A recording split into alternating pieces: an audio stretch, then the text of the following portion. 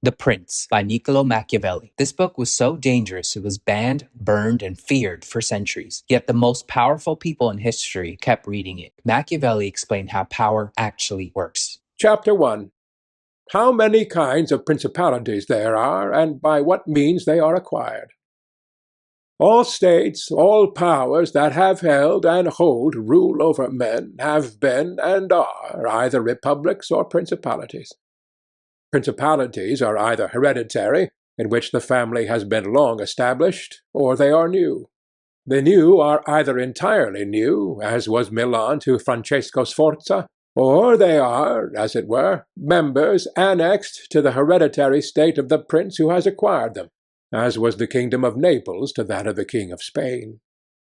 Such dominions thus acquired are either accustomed to live under a prince or to live in freedom, and are acquired either by the arms of the prince himself or of others, or else by fortune or by ability. Chapter 2. Concerning hereditary principalities. I will leave out all discussion on republics, inasmuch as in another place I have written of them at length, and will address myself only to principalities. In doing so, I will keep to the order indicated above, and discuss how such principalities are to be ruled and preserved. I say at once there are fewer difficulties in holding hereditary states, and those long accustomed to the family of their prince, than new ones. For it is sufficient only not to transgress the customs of his ancestors, and to deal prudently with circumstances as they arise, for a prince of average powers to maintain himself in his state, unless he be deprived of it by some extraordinary or excessive force, and if he should be so deprived of it, whenever anything sinister happens to the usurper, he will regain it. We have in Italy, for example, the Duke of Ferrara, who could not have withstood the attacks of the Venetians in 84, nor those of Pope Julius in 10, unless he had been long established in his dominions. For the hereditary prince has less cause and less necessity to offend. Hence it happens that he will be more loved, and unless extraordinary vices cause him to be hated, it is reasonable to expect that his subjects will be naturally well disposed towards him, and in the antiquity and duration of his rule, the memories and motives that make for change are lost, for one change always leaves the toothing for another. Chapter 3. Concerning mixed principalities. But the difficulties occur in a new principality, and firstly, if it be not entirely new, but is, as it were, a member of a state which, taken collectively, may be called composite, the changes arise chiefly from an inherent difficulty which there is in all new principalities. For men change their rulers willingly, hoping to better themselves, and this hope induces them to take up arms against him who rules, wherein they are deceived, because they afterwards find by experience they have gone from bad to worse. This follows also on another natural and common necessity, which always causes a new prince to burden those who have submitted to him with his soldiery and with infinite other hardships, which he must put upon his new acquisition. In this way you have enemies in all those whom you have injured in seizing that principality, and you are not able to keep those friends who put you there, because of your not being able to satisfy them in the way they expected, and you cannot take strong measures against them, feeling bound to them. For although one may be very strong in armed forces, yet in entering a province one has always need of the good-will of the natives. For these reasons Louis XII, King of France, quickly occupied Milan and as quickly lost it. And to turn him out the first time, it only needed Lodovico's own forces, because those who had opened the gates to him, finding themselves deceived in their hopes of future benefit, would not endure the ill treatment of the new prince. It is very true that, after acquiring rebellious provinces a second time, they are not so lightly lost afterwards, because the prince, with little reluctance, takes the opportunity of the rebellion to punish the delinquents, to clear out the suspects, and to strengthen himself in the weakest places. Thus, to cause France to lose Milan the first time, it was enough for the Duke Lodovico to raise insurrections on the borders, But to cause him to lose it a second time, it was necessary to bring the whole world against him, and that his armies should be defeated and driven out of Italy, which followed from the causes above mentioned. Nevertheless, Milan was taken from France both the first and the second time. The general reasons for the first have been discussed. It remains to name those for the second, and to see what resources he had, and what anyone in his situation would have had, for maintaining himself most securely in his acquisition than did the King of France. Now, I say that those dominions which, when acquired, are added to an ancient state by him who acquires them, are either of the same country and language, or they are not. When they are, it is easier to hold them, especially when they have not been accustomed to self-government, and to hold them securely it is enough to have destroyed the family of the prince who was ruling them, because the two peoples, preserving in other things the old conditions, and not being unlike in customs, will live quietly together, as one has seen in Brittany, Burgundy, Gascony, and Normandy, which have been bound to France for so long a time. And although there may be some difference in language, nevertheless the customs are alike, and the people will easily be able to get on amongst themselves. He who has annexed them, if he wishes to hold them, has only to bear in mind two considerations. The one, that the family of their former lord is extinguished, the other, that neither their laws nor their taxes are altered, so that in a very short time they will become entirely one body with the old principality. But when states are acquired in a country differing in language, customs, or laws, there are difficulties, and good fortune and great energy are needed to hold them. And one of the greatest and most real helps would be that he who has acquired them should go and reside there. This would make his position more secure and durable, as it has made that of the Turk in Greece, who, notwithstanding all the other measures taken by him for holding that state, if he had not settled there, would not have been able to keep it. Because if one is on the spot, disorders are seen as they spring up, and one can quickly remedy them. But if one is not at hand, they are heard of only when they are great, and then one can no longer remedy them. Besides this, the country is not pillaged by your officials. The subjects are satisfied by prompt recourse to the prince. Thus, wishing to be good, they have more cause to love him, and wishing to be otherwise, to fear him. He who would attack that state from the outside must have the utmost caution. As long as the prince resides there, it can only be wrested from him with the greatest difficulty. The other and better course is to send colonies to one or two places, which may be as keys to that state, for it is necessary either to do this, or else to keep there a great number of cavalry and infantry. A prince does not spend much on colonies, for with little or no expense he can send them out and keep them there, and he offends a minority only of the citizens from whom he takes lands and houses to give them to the new inhabitants, and those whom he offends, remaining poor and scattered, are never able to injure him, whilst the rest, being uninjured, are easily kept quiet, and at the same time are anxious not to err for fear it should happen to them as it has to those who have been despoiled. In conclusion, I say that these colonies are not costly. They are more faithful, they injure less, and the injured, as has been said, being poor and scattered, cannot hurt. Upon this one has to remark that men ought either to be well treated or crushed, because they can avenge themselves of lighter injuries, of more serious ones they cannot. Therefore the injury that is to be done to a man ought to be of such a kind that one does not stand in fear of revenge. But in maintaining armed men there in place of colonies, one spends much more, having to consume on the garrison all the income from the state, so that the acquisition turns into a loss, and many more are exasperated, because the whole state is injured. Through the shifting of the garrison up and down, all become acquainted with hardship, and all become hostile, and they are enemies who, whilst beaten on their own ground, are yet able to do hurt. For every reason, therefore, such guards are as useless as a colony is useful. Again, The prince who holds a country differing in the above respects ought to make himself the head and defender of his less powerful neighbours, and to weaken the more powerful amongst them, taking care that no foreigner as powerful as himself shall, by any accident, get a footing there.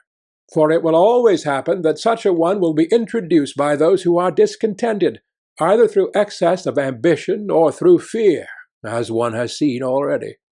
The Romans were brought into Greece by the Aetolians, and in every other country where they obtained a footing they were brought in by the inhabitants.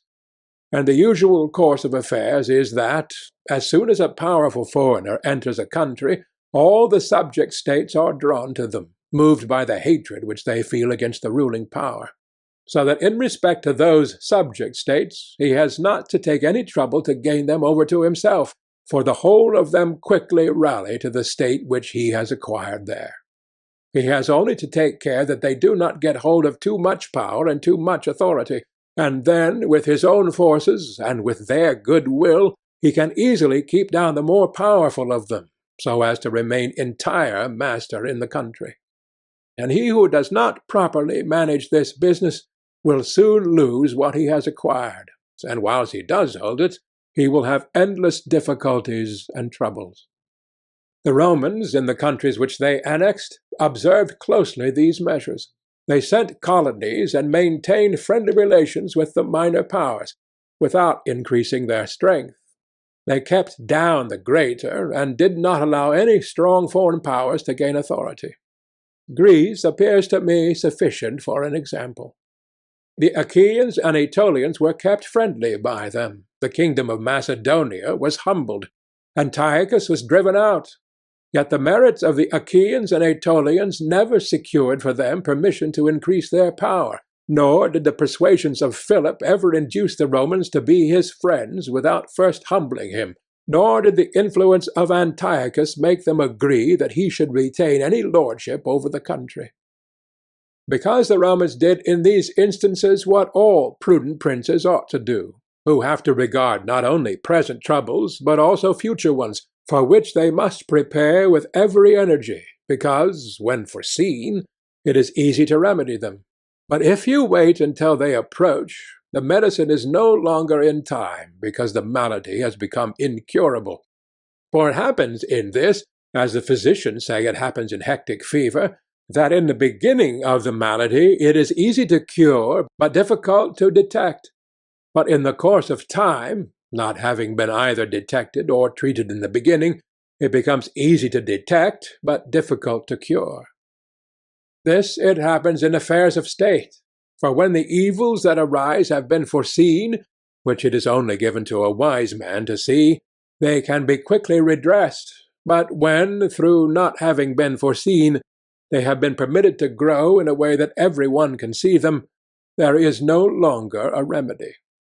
Therefore the Romans, foreseeing troubles, dealt with them at once, and even to avoid a war would not let them come to a head, for they knew that war is not to be avoided, but is only to be put off to the advantage of others.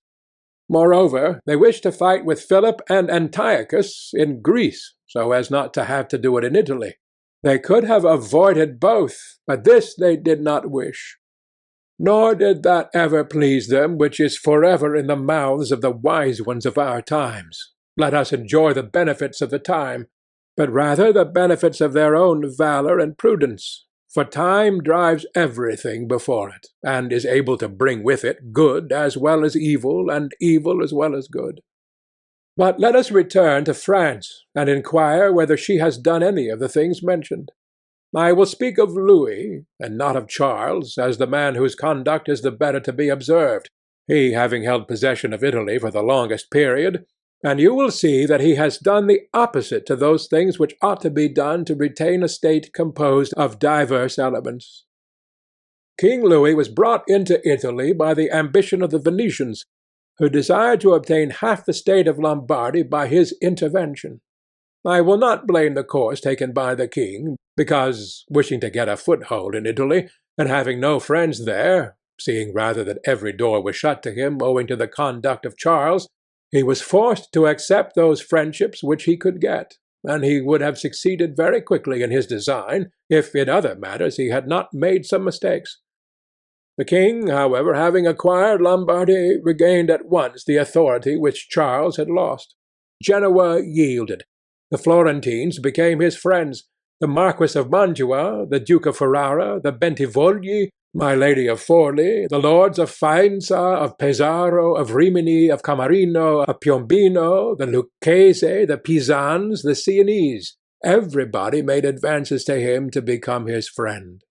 Then could the Venetians realize the rashness of the course taken by them, which, in order that they might secure 2 towns in Lombardy, had made the king master of 2/3 of Italy.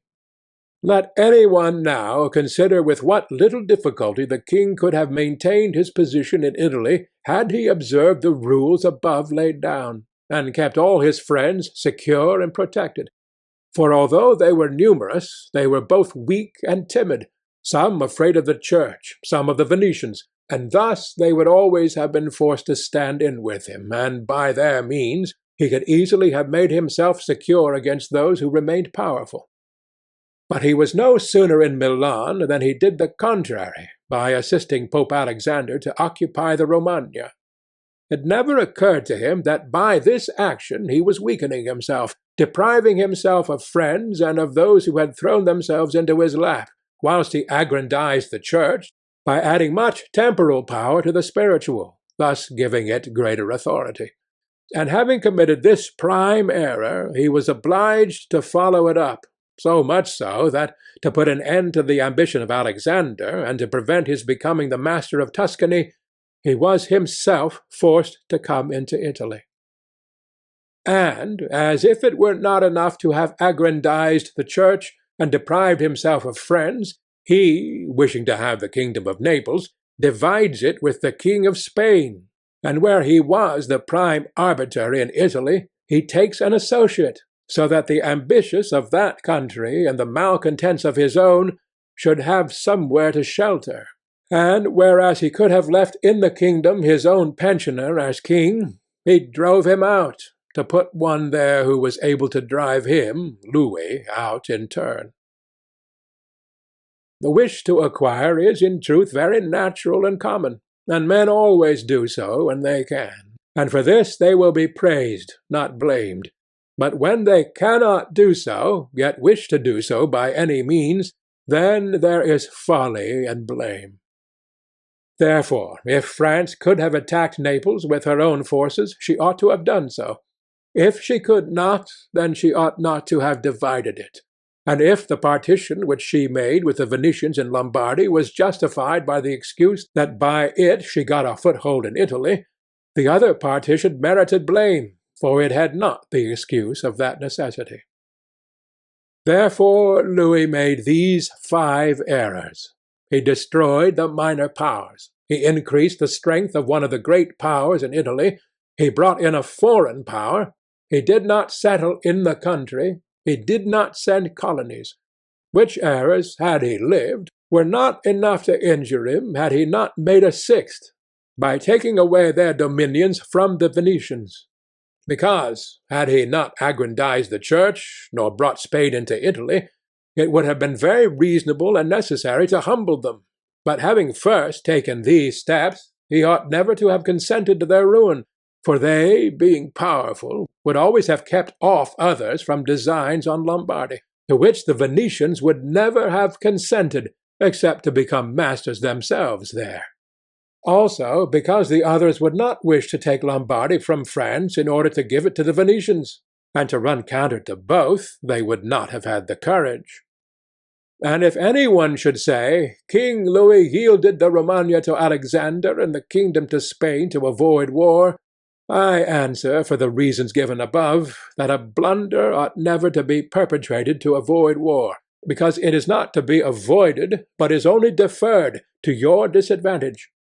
And if another should allege the pledge which the king had given to the Pope, that he would assist him in the enterprise in exchange for the dissolution of his marriage and for the cap to Rouen, to that I reply what I shall write later on concerning the faith of princes and how it ought to be kept.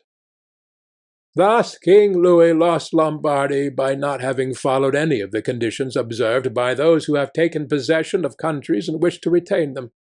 Nor is there any miracle in this, but much that is reasonable and quite natural. And on these matters I spoke at Nantes with Rouen, when Valentino, as Cesare Borgia, the son of Pope Alexander, was usually called, occupied the Romagna, and on Cardinal Rouen observing to me that the Italians did not understand war, I replied to him that the French did not understand statecraft, meaning that otherwise they would not have allowed the Church to reach such greatness. And in fact it has been seen that the greatness of the Church and of Spain in Italy has been caused by France, and her ruin may be attributed to them. From this a general rule is drawn which never or rarely fails, that he who is the cause of another becoming powerful is ruined, because that predominancy has been brought about either by astuteness or else by force, and both are distrusted by him who has been raised to power. Chapter 4. Why the kingdom of Darius, conquered by Alexander, did not rebel against the successors of Alexander at his death. Considering the difficulties which men have had to hold to a newly acquired state, some might wonder how, seeing that Alexander the Great became the master of Asia in a few years, and died whilst it was scarcely settled, whence it might appear reasonable that the whole empire would have rebelled, nevertheless his successors maintained themselves, and had to meet no other difficulty than that which arose among themselves from their own ambitions. I answer that the principalities of which one has record are found to be governed in two different ways, either by a prince with a body of servants who assist him to govern the kingdom as ministers by his favour and permission, or by a prince and barons who hold that dignity by antiquity of blood and not by the grace of the prince. Such barons have states and their own subjects, who recognize them as lords and hold them in natural affection. Those states that are governed by a prince and his servants hold their prince in more consideration, because in all the country there is no one who is recognized as superior to him, and if they yield obedience to another, they do it as to a minister and official, and they do not bear him any particular affection. The examples of these two governments in our time are the Turk and the King of France. The entire monarchy of the Turk is governed by one lord, the others are his servants, and dividing his kingdom into sanjaks, he sends there different administrators, and shifts and changes them as he chooses. But the King of France is placed in the midst of an ancient body of lords, acknowledged by their own subjects and beloved by them. They have their own prerogatives, nor can the king take them away except at his peril. Therefore, he who considers both of these states will recognize great difficulties in seizing the state of the Turk, but, once it is conquered, great ease in holding it. The causes of the difficulties in seizing the kingdom of the Turk are that the usurper cannot be called in by the princes of the kingdom, nor can he hope to be assisted in his designs by the revolt of those whom the Lord has around him. This arises from the reasons given above. For his ministers, being all slaves and bondmen, can only be corrupted with great difficulty, and one can expect little advantage from them when they have been corrupted, as they cannot carry the people with them, for the reasons assigned. Hence, he who attacks the Turk must bear in mind that he will find him united, and he will have to rely more on his own strength than on the revolt of others.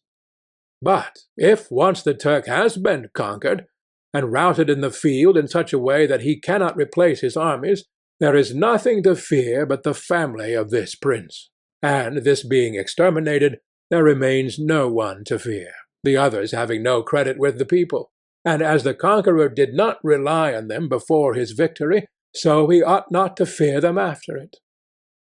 The contrary happens in kingdoms governed like that of France, because one can easily enter there by gaining over some baron of the kingdom, for one always finds malcontents and such as desire a change. Such men, for the reasons given, can open the way into the state and render the victory easy.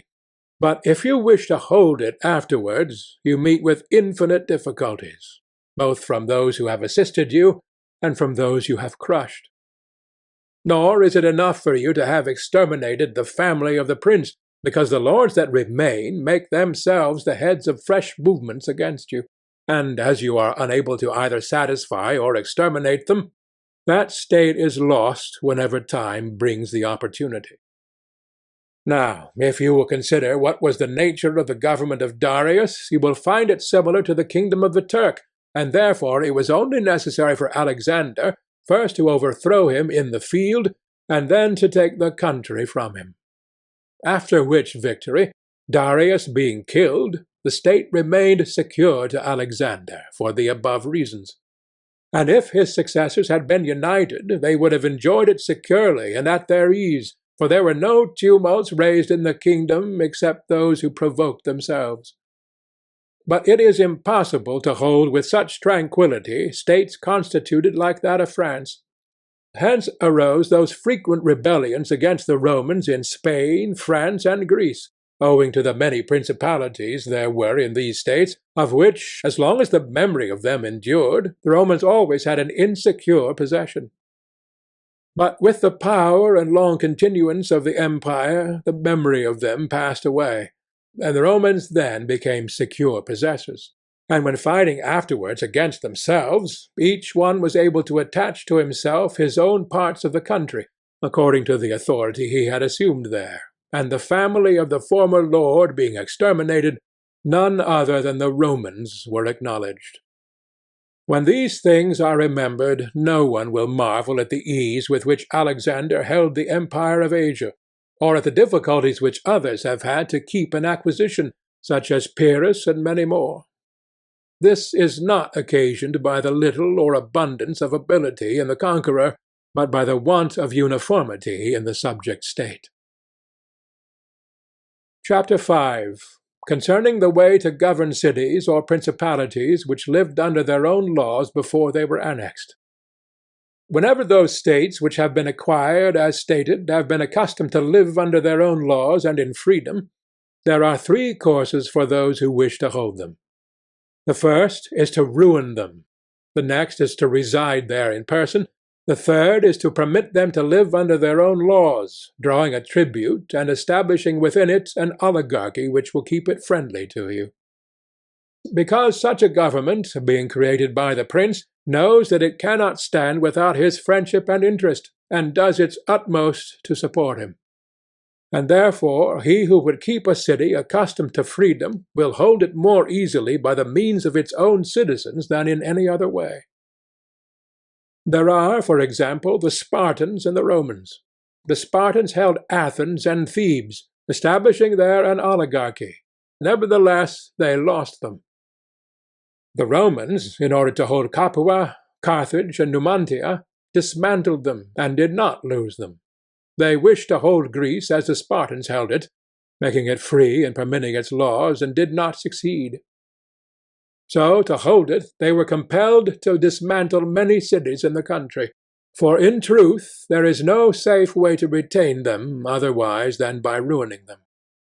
And he who becomes master of a city accustomed to freedom and does not destroy it, may expect to be destroyed by it. For in rebellion it has always the watchword of liberty, and its ancient privileges as a rallying point, which neither time nor benefits will ever cause it to forget. And whatever you may do or provide against, they never forget that name or their privileges, unless they are disunited or dispersed, but at every chance they immediately rally to them, as Pisa, after the 100 years she had been held in bondage by the Florentines. But when cities or countries are accustomed to live under a prince, and his family is exterminated, they, being on the one hand accustomed to obey, and on the other hand not having the old prince, cannot agree in making one from amongst themselves, and they do not know how to govern themselves. For this reason they are very slow to take up arms, and a prince can gain them to himself and secure them much more easily. But in republics there is more vitality, greater hatred, and more desire for vengeance, which will never permit them to allow the memory of their former liberty to rest, so that the safest way is to destroy them or to reside there. End of Part 1.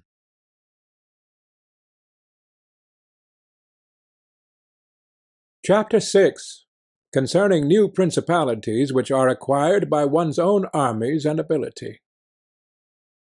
Let no one be surprised if, in speaking of entirely new principalities, as I shall do, I adduce the highest examples both of prince and of state, because men, walking almost always in paths beaten by others, and following by imitation their deeds, are yet unable to keep entirely to the ways of others, or attain to the power of those they imitate. A wise man ought always to follow the paths beaten by great men, and to imitate those who have been supreme, so that if his ability does not equal theirs, at least it will savour of it. Let him act like the clever archers, who, designing to hit the mark which yet appears too far distant, and knowing the limits to which the strength of their own bow attains, take aim much higher than the mark, not to reach by their strength or arrow to so great a height, but to be able with the aid of so high an aim to hit the mark they wish to reach. I say, therefore, that in entirely new principalities, where there is a new prince, more or less difficulty is found in keeping them, according as there is more or less ability in him who has acquired the state. Now, as the fact of becoming a prince from a private station presupposes either ability or fortune, it is clear that one or other of these things will mitigate in some degree many difficulties. Nevertheless, he who has relied least on fortune is established the strongest. Further, it facilitates matters when the prince, having no other state, is compelled to reside there in person. But to come to those who, by their own ability, and not through fortune, have risen to be princes, I say that Moses, Cyrus, Romulus, Theseus, and such like are the most excellent examples, and although one may not discuss Moses, he having been the mere executor of the will of God, yet he ought to be admired, if only for that favour which made him worthy to speak with God. But in considering Cyrus and others who have acquired or founded kingdoms, all will be found admirable, and if their particular deeds and conduct shall be considered, they will not be found inferior to those of Moses, although he had so great a preceptor. And in examining their actions and lives, one cannot see that they owed anything to fortune beyond opportunity, which brought them the material to mould into the form which seemed best to them. Without that opportunity their powers of mind would have been extinguished, and without those powers the opportunity would have come in vain. It was necessary, therefore, to Moses that he should find the people of Israel in Egypt enslaved and oppressed by the Egyptians, in order that they should be disposed to follow him, so as to be delivered out of bondage. It was necessary that Romulus should not remain in Alba, and that he should be abandoned at his birth, in order that he should become king of Rome and founder of the fatherland. It was necessary that Cyrus should find the Persians discontented with the government of the Medes, and the Medes soft and effeminate through their long peace. Theseus could not have shown his ability had he not found the Athenians dispersed. These opportunities, therefore, made these men fortunate, and their high ability enabled them to recognize the opportunity whereby their country was ennobled and made famous. Those who by valorous ways become princes, like these men, acquire a principality with difficulty, but they keep it with ease. The difficulties they have in acquiring it rise in part from the new rules and methods which they are forced to introduce to establish their government and its security. And it ought to be remembered that there is nothing more difficult to take in hand, more perilous to conduct, more uncertain in its success, than to take the lead in the introduction of a new order of things. Because the innovator has for enemies all those who have done well under the old conditions, and lukewarm defenders in those who may do well under the new. This coolness arises partly from the fear of the opponents, who have the laws on their side, and partly from the incredulity of men, who do not readily believe in new things until they have had a long experience of them. Thus it happens that whenever those who are hostile have the opportunity to attack, they do it like partisans, while the others defend lukewarmly, in such wise that the prince is endangered along with them. It is necessary, therefore, if we desire to discuss this matter thoroughly, to inquire whether these innovators can rely on themselves or have to depend on others. That is to say, whether, to consummate their enterprise, have they to use prayers, or can they use force? In the first instance they always succeed badly, and never compass anything. But when they can rely on themselves and use force, then they are rarely endangered. Hence it is that all armed prophets have conquered, and the unarmed ones have been destroyed. Besides the reasons mentioned, the nature of the people is variable, and whilst it is easy to persuade them, it is difficult to fix them in that persuasion. And thus it is necessary to take such measures that, when they believe no longer, it may be possible to make them believe by force. If Moses, Cyrus, Theseus, and Romulus had been unarmed, they could not have enforced their constitutions for long, which happened in our time to Fra Girolamo Savonarola, who was ruined in his new order of things immediately the multitude believed in him no longer, and he had no means of keeping steadfast those who believed, or of making the unbelievers to believe. Therefore such as these have great difficulties in consummating their enterprise, for all their dangers are in the ascent, yet with ability they will overcome them. But when these are overcome, and those who envied them their success are exterminated, they will begin to be respected, and they will continue afterwards powerful, secure, honored, and happy. To these great examples I wish to add a lesser one. Still it bears some resemblance to them, and I wish it to suffice me for all of a like kind. It is Hiero the Syracusan. This man rose from a private station to be Prince of Syracuse, nor did he either owe anything to fortune but opportunity, for the Syracusans, being oppressed, chose him for their captain. Afterwards he was rewarded by being made the prince.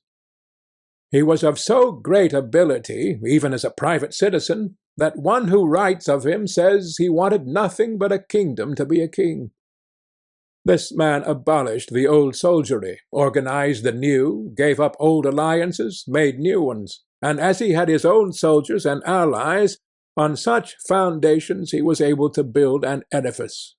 Thus, whilst he had endured much trouble in acquiring, he had but little in keeping. Chapter 7. Concerning new principalities which are acquired either by the arms of others or by good fortune. Those who solely by good fortune become princes from being private citizens have little trouble in rising, but much in keeping atop. They have not had any difficulties on the way up, because they fly, but they have many when they reach the summit. Such are those to whom some state is given either for money or by the favour of him who bestows it, as happened to many in Greece, in the cities of Ionia and of the Hellespont, where princes were made by Darius, in order that they might hold the cities both for his security and his glory. As also were those emperors who, by the corruption of the soldiers, from being citizens came to empire. Such stand simply elevated upon the good will and the fortune of him who has elevated them, two most inconstant and unstable things. Neither have they the knowledge requisite for the position, because, unless they were men of great worth and ability, it is not reasonable to expect that they should know how to command, having always lived in a private condition. Besides, they cannot hold it, because they have not forces which they can keep friendly and faithful. States that rise unexpectedly, then, like all other things in nature which are born and grow rapidly, cannot leave their foundations and correspondencies fixed in such a way that the first storm will not overthrow them, unless, as is said, those who unexpectedly become princes are men of so much ability that they know they have to be prepared at once to hold that which fortune has thrown into their laps, and that these foundations, which others have laid before they became princes, they must lay afterwards. Concerning these two methods of rising to be a prince by ability or fortune, I wish to adduce two examples within our own recollection, and these are Francesco Sforza and Cesare Borgia. Francesco, by proper means and with great ability, from being a private person, rose to be Duke of Milan, and that which he had acquired with 1,000 anxieties he kept with little trouble. On the other hand, Cesare Borgia, called by the people Duke Valentino, acquired his state during the ascendancy of his father, and on its decline he lost it, notwithstanding that he had taken every measure and done all that ought to be done by a wise and able man to fix firmly his roots in the states which the arms and fortunes of others had bestowed on him. Because, as is stated above, he who has not first laid his foundations may be able with great difficulty to lay them afterwards, but they will be laid with trouble to the architect and danger to the building. If, therefore, all the steps taken by the Duke be considered, it will be seen that he laid solid foundations for his future power, and I do not consider it superfluous to discuss them, because I do not know what better precepts to give a new prince than the example of his actions, and if his dispositions were of no avail, that was not his fault, but the extraordinary and extreme malignity of fortune. Alexander VI, in wishing to aggrandize the Duke, his son, had many immediate and prospective difficulties. Firstly, he did not see his way to make him master of any state that was not a state of the Church, and if he was willing to rob the Church, he knew that the Duke of Milan and the Venetians would not consent, because Faenza and Rimini were already under the protection of the Venetians. Besides this, he saw the arms of Italy, especially those by which he might have been assisted, in hands that would fear the aggrandizement of the Pope, namely the Orsini and the Colonnesi and their following. It behoved him, therefore, to upset this state of affairs and embroil the powers, so as to make himself securely master of part of their states. This was easy for him to do, because he found the Venetians, moved by other reasons, inclined to bring back the French into Italy. He would not only not oppose this, but he would render it more easy by dissolving the former marriage of King Louis. Therefore the king came into Italy with the assistance of the Venetians and the consent of Alexander. He was no sooner in Milan than the Pope had soldiers from him for the attempt on the Romagna, which yielded to him on the reputation of the king. The Duke, therefore, having acquired the Romagna and beaten the Colonnesi, while wishing to hold that and to advance further, was hindered by two things. The one, his forces did not appear loyal to him; the other, the goodwill of France. That is to say, he feared that the forces of the Orsini, which he was using, would not stand to him, that not only might they hinder him from winning more, but might make themselves seize what he had won, and that the king might also do the same. Of the Orsini he had a warning, when after taking Faenza and attacking Bologna, he saw them go very unwillingly to that attack. And as to the king, he learned his mind when he himself, after taking the duchy of Urbino, attacked Tuscany, and the king made him desist from that undertaking. Hence the Duke decided to depend no more upon the arms and the luck of others. For the first time he weakened the Orsini and Colonnesi parties in Rome, by gaining to himself all their adherents who were gentlemen, by making them his gentlemen, giving them good pay, and according to their rank, honoring them with office and command in such a way that in a few months all attachment to the factions was destroyed and turned entirely to the Duke. After this he awaited an opportunity to crush the Orsini, having scattered the adherents of the Colonna house. This came to him soon, and he used it well, for the Orsini, perceiving at length that the aggrandizement of the Duke and the Church was ruin to them, called a meeting of the Magione in Perugia. From this sprung the rebellion at Urbino and the tumults in the Romagna, with endless dangers to the Duke, all of which he overcame with the help of the French. Having restored his authority, not to leave it at risk by trusting either to the French or other outside forces, he had recourse to his wiles, and he knew so well how to conceal his mind, that by the mediation of Signor Pagolo, whom the Duke did not fail to secure with all kinds of attention, giving him money, apparel, and horses, the Orsini were reconciled, so that their simplicity brought them into his power at Sinigalia.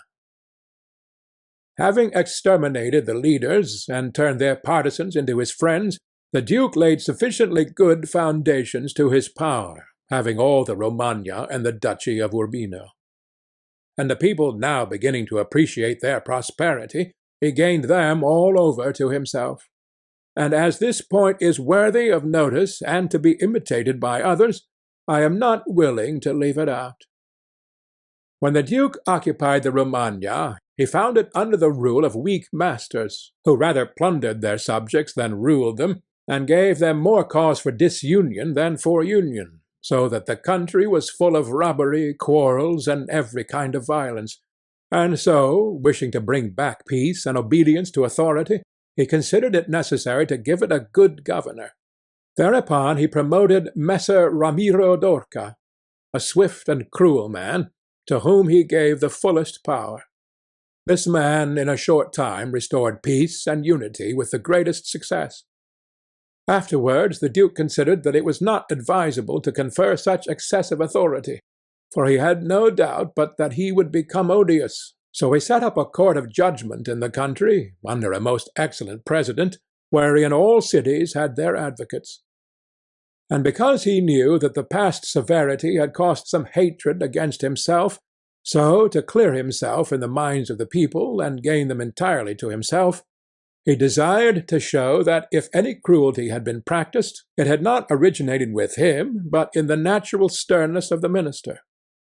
Under this pretence he took Ramiro, and one morning caused him to be executed and left on the piazza at Cesena, with the block and a bloody knife at his side. The barbarity of this spectacle caused the people to be at once satisfied and dismayed. But let us return whence we started. I say that the duke, finding himself now sufficiently powerful and partly secured from immediate dangers by having armed himself in his own way, and having in a great measure crushed those forces in his vicinity that could injure him if he wished to proceed with his conquest, had next to consider France, for he knew that the king, who too late was aware of his mistake, would not support him. And from this time he began to seek new alliances and to temporize with France in the expedition which she was making towards the kingdom of Naples against the Spaniards who were besieging Gaeta. It was his intention to secure himself against them, and this he would have quickly accomplished had Alexander lived. Such was his line of action as to present affairs, but as to the future he had to fear, in the first place, that a new successor to the church might not be friendly to him, and might seek to take from him that which Alexander had given him. So he decided to act in 4 ways. Firstly, by exterminating the families of those lords whom he had despoiled, so as to take away that pretext from the Pope. Secondly, by winning to himself all the gentlemen of Rome, so as to be able to curb the Pope with their aid, as has been observed. Thirdly, by converting the college more to himself. Fourthly, by acquiring so much power before the Pope should die, that he could by his own measures resist the first shock. Of these 4 things, at the death of Alexander he had accomplished 3. For he had killed as many of the dispossessed lords as he could lay hands on, and few had escaped. He had won over the Roman gentlemen, and he had the most numerous party in the college. And as to any fresh acquisition, he intended to become master of Tuscany, for he already possessed Perugia and Piombino, and Pisa was under his protection. And as he had no longer to study France, for the French were already driven out of the kingdom of Naples by the Spaniards, and in this way both were compelled to buy his good will, he pounced down upon Pisa. After this, Lucca and Siena yielded at once, partly through hatred and partly through fear of the Florentines, and the Florentines would have had no remedy had he continued to prosper as he was prospering the year that Alexander died, for he had acquired so much power and reputation that he would have stood by himself, and no longer have depended on the luck and forces of others, but solely on his own power and ability.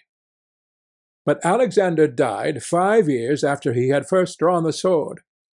He left the duke with the state of Romagna alone consolidated, with the rest in the air, between two most powerful hostile armies, and sick unto death. Yet there were in the duke such boldness and ability, and he knew so well how men are to be won or lost, and so firm with the foundations which in so short a time he had laid, that if he had not had those armies on his back, or if he had been in good health, he would have overcome all difficulties. And it is seen that his foundations were good, for the Romagna awaited him for more than a month. In Rome, although but half alive, he remained secure, and whilst the Baglioni, the Vitelli, and the Orsini might come to Rome, they could not effect anything against him. If he could not have made pope him whom he wished, at least the one whom he did not wish would not have been elected. But if he had been in sound health at the death of Alexander, everything would have been different to him. On the day that Julius II was elected, he told me that he had thought of everything that might occur at the death of his father, and had provided a remedy for all, except that he had never anticipated that, when the death did happen, he himself would be on the point to die. When all the actions of the duke are recalled, I do not know how to blame him, but rather it appears to be, as I have said, that I ought to offer him for imitation to all those who, by the fortune or the arms of others, are raised to government. Because he, having a lofty spirit and far-reaching aims, could not have regulated his conduct otherwise, and only the shortness of the life of Alexander and his own sickness frustrated his designs.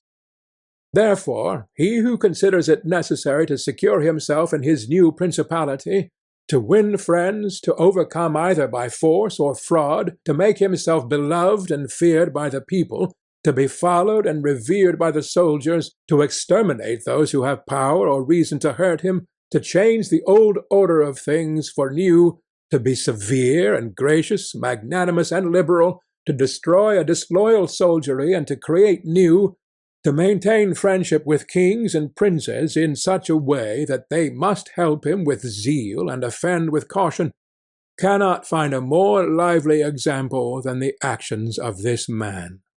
Only can he be blamed for the election of Julius II, in whom he made a bad choice, because, as is said, not being able to elect a pope to his own mind, he could have hindered any other from being elected pope, and he ought never to have consented to the election of any cardinal whom he had injured or who had cause to fear him if they became pontiffs. For men injure either from fear or hatred. Those whom he had injured, amongst others, were San Pietro ad Vincula, Colonna, San Giorgio, and Ascanio. The rest, in becoming pope, had to fear him, Rouen and the Spaniards excepted, the latter from their relationship and obligations, the former from his influence, the kingdom of France having relations with him. Therefore, above everything, the duke ought to have created a Spaniard pope, and failing him, he ought to have consented to Rouen and not San Pietro ad Vincula. He who believes that new benefits will cause great personages to forget old injuries is deceived. Therefore the duke erred in his choice, and it was the cause of his ultimate ruin. Chapter 8. Concerning those who have obtained a principality by wickedness. Although a prince may rise from a private station in 2 years, neither of which can be entirely attributed to fortune or genius, yet it is manifest to me that I must not be silent on them, although one could be more copiously treated when I discuss republics. These methods are, when, either by some wicked or nefarious ways, one ascends to the principality, or when, by the favour of his private citizens, a private person becomes the prince of his country. And speaking of the first method, it will be illustrated by 2 examples, one ancient, the other modern, and without entering further into the subject, I consider these 2 examples will suffice those who may be compelled to follow them. Agathocles, the Sicilian, became king of Syracuse not only from a private, but from a low and abject position. This man, the son of a potter, through all the changes in his fortunes always led an infamous life. Nevertheless, he accompanied his infamies with so much ability of mind and body that, having devoted himself to the military profession, he rose through its ranks to be praetor of Syracuse. Being established in that position, and having deliberately resolved to make himself prince, and to seize by violence, without obligation to others, that which had been conceded to him by assent, he came to an understanding for this purpose with Hamilcar the Carthaginian, who, with his army, was fighting in Sicily. One morning he assembled the people and the senate of Syracuse, as if he had to discuss with them things relating to the republic, and at a given signal the soldiers killed all the senators and the richest of the people. These dead, he seized and held the princedom of that city without any civil commotion. And although he was twice routed by the Carthaginians, and ultimately besieged, yet not only was he able to defend his city, but leaving part of his men for its defence, with the others he attacked Africa, and in a short time raised the siege of Syracuse. The Carthaginians, reduced to extreme necessity, were compelled to come to terms with Agathocles, and, leaving Sicily to him, had to be content with the possession of Africa. Therefore, he who considers the actions and the genius of this man will see nothing, or little, which can be attributed to fortune, inasmuch as he attained preeminence, as is shown above, not by the favour of any one, but step by step in the military profession, which steps were gained with 1,000 troubles and perils, and were afterwards boldly held by him with many hazardous dangers. Yet it cannot be called talent to slay fellow citizens, to deceive friends, to be without faith, without mercy, without religion. Such methods may gain empire, but not glory. Still, if the courage of Agathocles in entering into and extricating himself from dangers be considered, together with his greatness of mind in enduring and overcoming hardships, it cannot be seen why he should be esteemed less than the most notable captain. Nevertheless, his barbarous cruelty and inhumanity, with infinite wickedness, do not permit him to be celebrated among the most excellent men.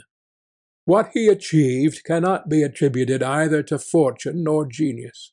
In our times, during the rule of Alexander VI, Oliverotto da Fermo, having been left an orphan many years before, was brought up by his maternal uncle, Giovanni Fogliani, and in the early days of his youth sent to fight under Pagolo Vitelli, that being trained under his discipline he might attain some high position in the military profession. After Pagolo died, he fought under his brother Vitellozzo, and in a very short time, being endowed with wits and a vigorous body and mind, he became the first man in his profession. But it appearing a paltry thing to serve under others, he resolved, with the aid of some citizens of Fermo, to whom the slavery of their country was dearer than its liberty, and with the help of Vitelleschi, to seize Fermo. So he wrote to Giovanni Fogliani that, having been away from home for many years, he wished to visit him and his city, and in some measure to look upon his patrimony. And although he had not laboured to acquire anything except honour, yet, in order that the citizens should see he had not spent his time in vain, he desired to come honourably, so would be accompanied by 100 horsemen, his friends and retainers, and he entreated Giovanni to arrange that he should be received honourably by the Fermians, all of which would not be only to his honour, but also to that of Giovanni himself, who had brought him up. Giovanni therefore did not fail in any attention due to his nephew, and he caused him to be honourably received by the Fermians, and he lodged him in his own house, where, having passed some days, and having arranged what was necessary for his wicked designs, Oliverotto gave a solemn banquet, to which he invited Giovanni Fogliani and the chiefs of Fermo.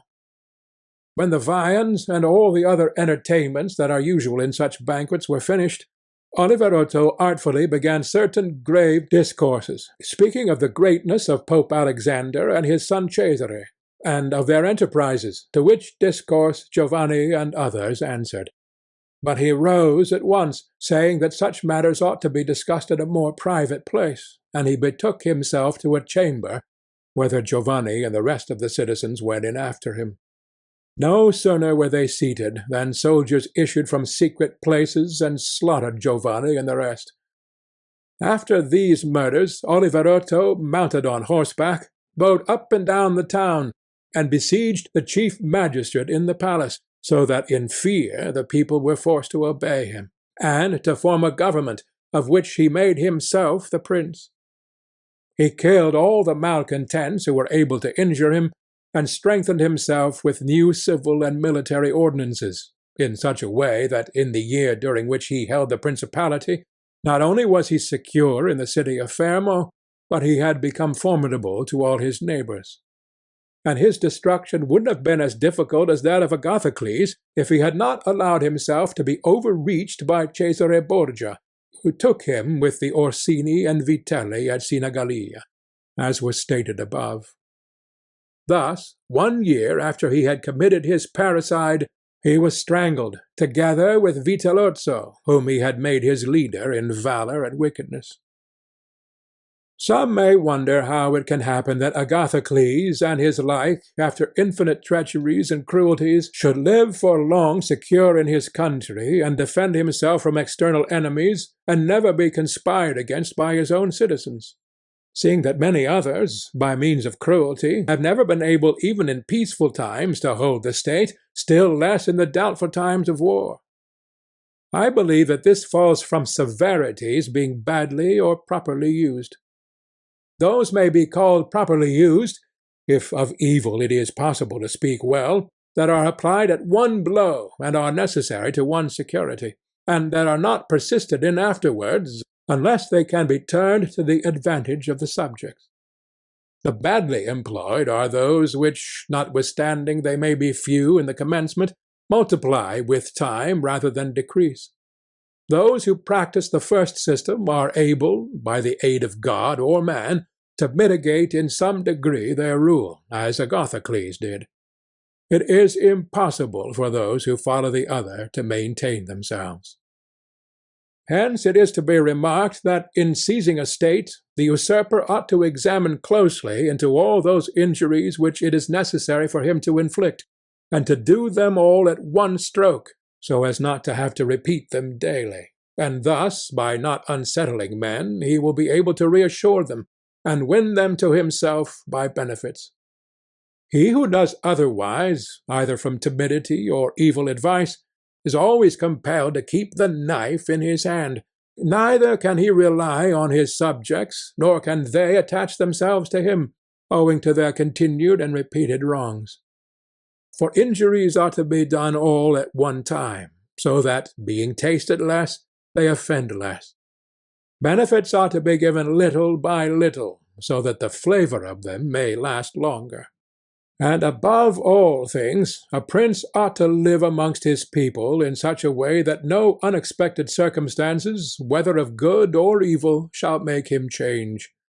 Because if the necessity for this comes in troubled times, you are too late for harsh measures, and mild ones will not help you, for they will be considered as forced from you, and no one will be under any obligation to you for them.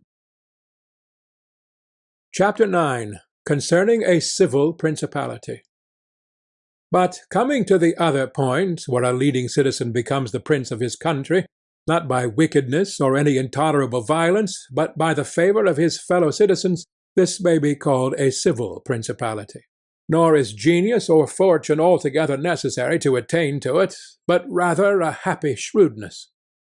I say, then, that such a principality is obtained either by the favour of the people or by the favour of the nobles, because in all cities these two distinct parties are found, and from this it arises that the people do not wish to be ruled nor oppressed by the nobles, and the nobles wish to rule and oppress the people. And from these two opposite desires there arises in cities one of three results, either a principality, self-government, or anarchy. A principality is created either by the people or by the nobles, accordingly as one or other of them has the opportunity. For the nobles, seeing they cannot withstand the people, begin to cry up the reputation of one of themselves, and they make him a prince, so that under his shadow they can give vent to their ambitions. The people, finding they cannot resist the nobles, also cry up the reputation of one of themselves, and make him a prince, so as to be defended by his authority. He who obtains sovereignty by the assistance of the nobles maintains himself with more difficulty than he who comes to it by the aid of the people, because the former finds himself with many around him who consider themselves his equals, and because of this he can neither rule nor manage them to his liking. But he who reaches sovereignty by the popular favour finds himself alone, and has none around him, or few, who are not prepared to obey him. Besides this, one cannot by fair dealing and without injury to others satisfy the nobles, but you can satisfy the people. For their object is more righteous than that of the nobles, the latter wishing to oppress, while the former only desire not to be oppressed. It is to be added also that a prince can never secure himself against a hostile people, because of their being too many, whilst from the nobles he can secure himself, as they are few in number. The worst that a prince may expect from a hostile people is to be abandoned by them. But from hostile nobles he has not only to fear abandonment, but also that they will rise against him, for they, being in these affairs more far-seeing and astute, always come forward in time to save themselves, and to obtain favours from him who they expect to prevail. Further, the prince is compelled to live always with the same people, but he can do well without the same nobles, being able to make and unmake them daily, and to give or take away authority when it pleases him. Therefore, to make this point clearer, I say that the nobles ought to be looked at mainly in two ways. That is to say, they either shape their course in such a way as binds them entirely to your fortune, or they do not. Those who so bind themselves and are not rapacious ought to be honoured and loved. Those who do not bind themselves may be dealt with in two ways. They may fail to do this through pusillanimity and a natural want of courage, in which case you ought to make use of them, especially of those who are of good counsel, and thus, whilst in prosperity you honour them, and in adversity you do not have to fear them. But when for their own ambitious ends they shun binding themselves, it is a token that they are giving more thought to themselves than to you, and a prince ought to guard against such, and to fear them as if they were open enemies, because in adversity they always help to ruin him. Therefore, one who becomes a prince to the favour of the people ought to keep them friendly, and this he can easily do, seeing that they only ask not to be oppressed by him. But one who, in opposition to the people, becomes a prince by the favour of the nobles, ought, above everything, to seek to win the people over to himself, and this he may easily do if he takes them under his protection. Because men, when they receive good from him of whom they were expecting evil, are bound more closely to their benefactor.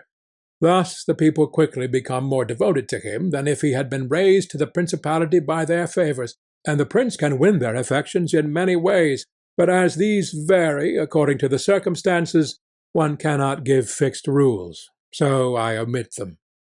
But, I repeat, it is necessary for a prince to have the people friendly, otherwise he has no security in adversity. Nabis, prince of the Spartans, sustained the attack of all Greece and of a victorious Roman army, and against them he defended his country and his government. And for the overcoming of this peril it is not only necessary for him to make himself secure against a few, but this would not have been sufficient had the people been hostile. And do not let any one impugn this statement with the trite proverb that he who builds on the people builds on the mud. For this is true when a private citizen makes a foundation there, and persuades himself that the people will free him when he is oppressed by his enemies or by the magistrates, wherein he would find himself very often deceived, as happened to the Gracchi in Rome and to Messer Giorgio Scudli in Florence. But granted a prince who has established himself as above, who can command, and is a man of courage, undismayed in adversity, who does not fail in other qualifications, and who, by his resolution and energy, keeps the whole people encouraged, such a one will never find himself deceived in them, and it will be shown that he has laid his foundations well. These principalities are liable to danger when they are passing from the civil to the absolute order of government, for such princes either rule personally or through magistrates.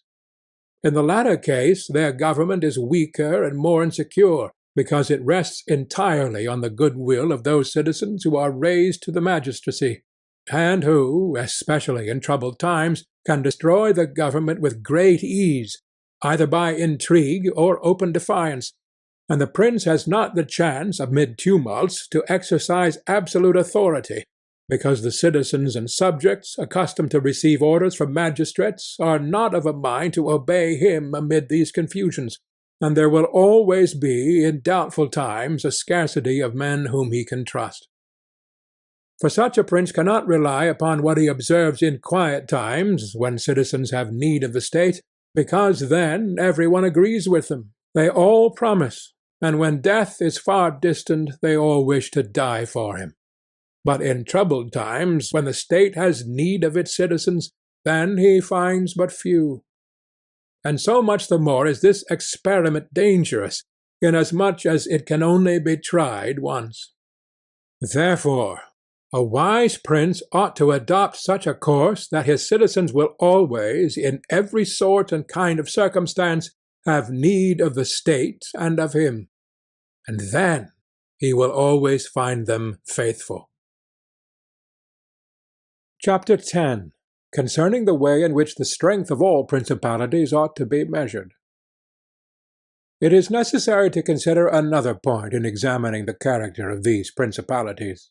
That is, whether a prince has such power that, in case of need, he can support himself with his own resources, or whether he has always need of the assistance of others. And to make this quite clear, I say that I consider those who are able to support themselves by their own resources, who can, either by abundance of men or money, raise a sufficient army to join battle against any one who comes to attack them. And I consider those always to have need of others, who cannot show themselves against the enemy in the field, but are forced to defend themselves by sheltering behind walls. The first case has been discussed, but we will speak of it again should it recur. In the second case, one can say nothing except to encourage such princes to provision and fortify their towns, and not on any account to defend the country. And whoever shall fortify his town well, and shall have managed the other concerns of his subjects in the way stated above, and to be often repeated, will never be attacked without great caution, for men are always adverse to enterprises where difficulties can be seen. And it will be seen not to be an easy thing to attack one who has his town well fortified and is not hated by his people. The cities of Germany are absolutely free. They own but little country around them, and they yield obedience to the emperor when it suits them. Nor do they fear this or any other power they may have near them, because they are fortified in such a way that every one thinks the taking of them by assault would be tedious and difficult, seeing they have proper ditches and walls, they have sufficient artillery, and they always keep in public depots enough for 1 year's eating, drinking, and firing. And beyond this, to keep the people quiet and without loss to the state, they always have the means of giving work to the community in those labors that are the life and strength of the city, and on the pursuit of which the people are supported. They also hold military exercises in repute, and moreover have many ordinances to uphold them. Therefore a prince who has a strong city and had not made himself odious will not be attacked, or if any one should attack, he will only be driven off with disgrace. Again, because that the affairs of this world are so changeable, it is almost impossible to keep an army a whole year in the field without being interfered with.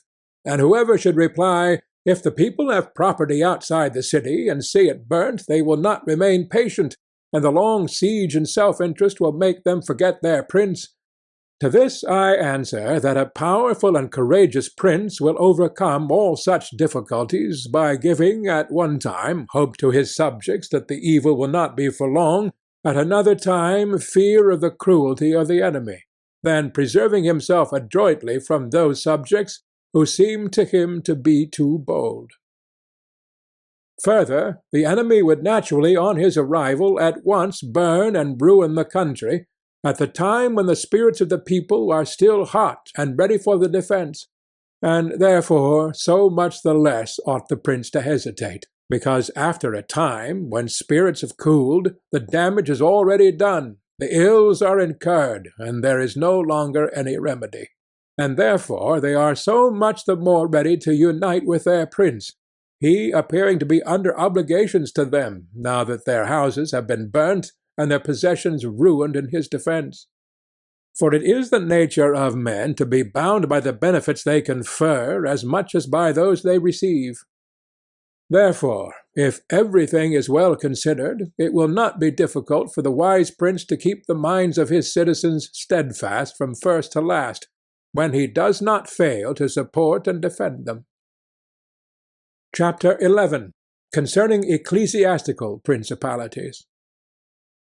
It only remains now to speak of ecclesiastical principalities, touching which all difficulties are prior to getting possession, because they are acquired either by capacity or good fortune, and they can be held without either.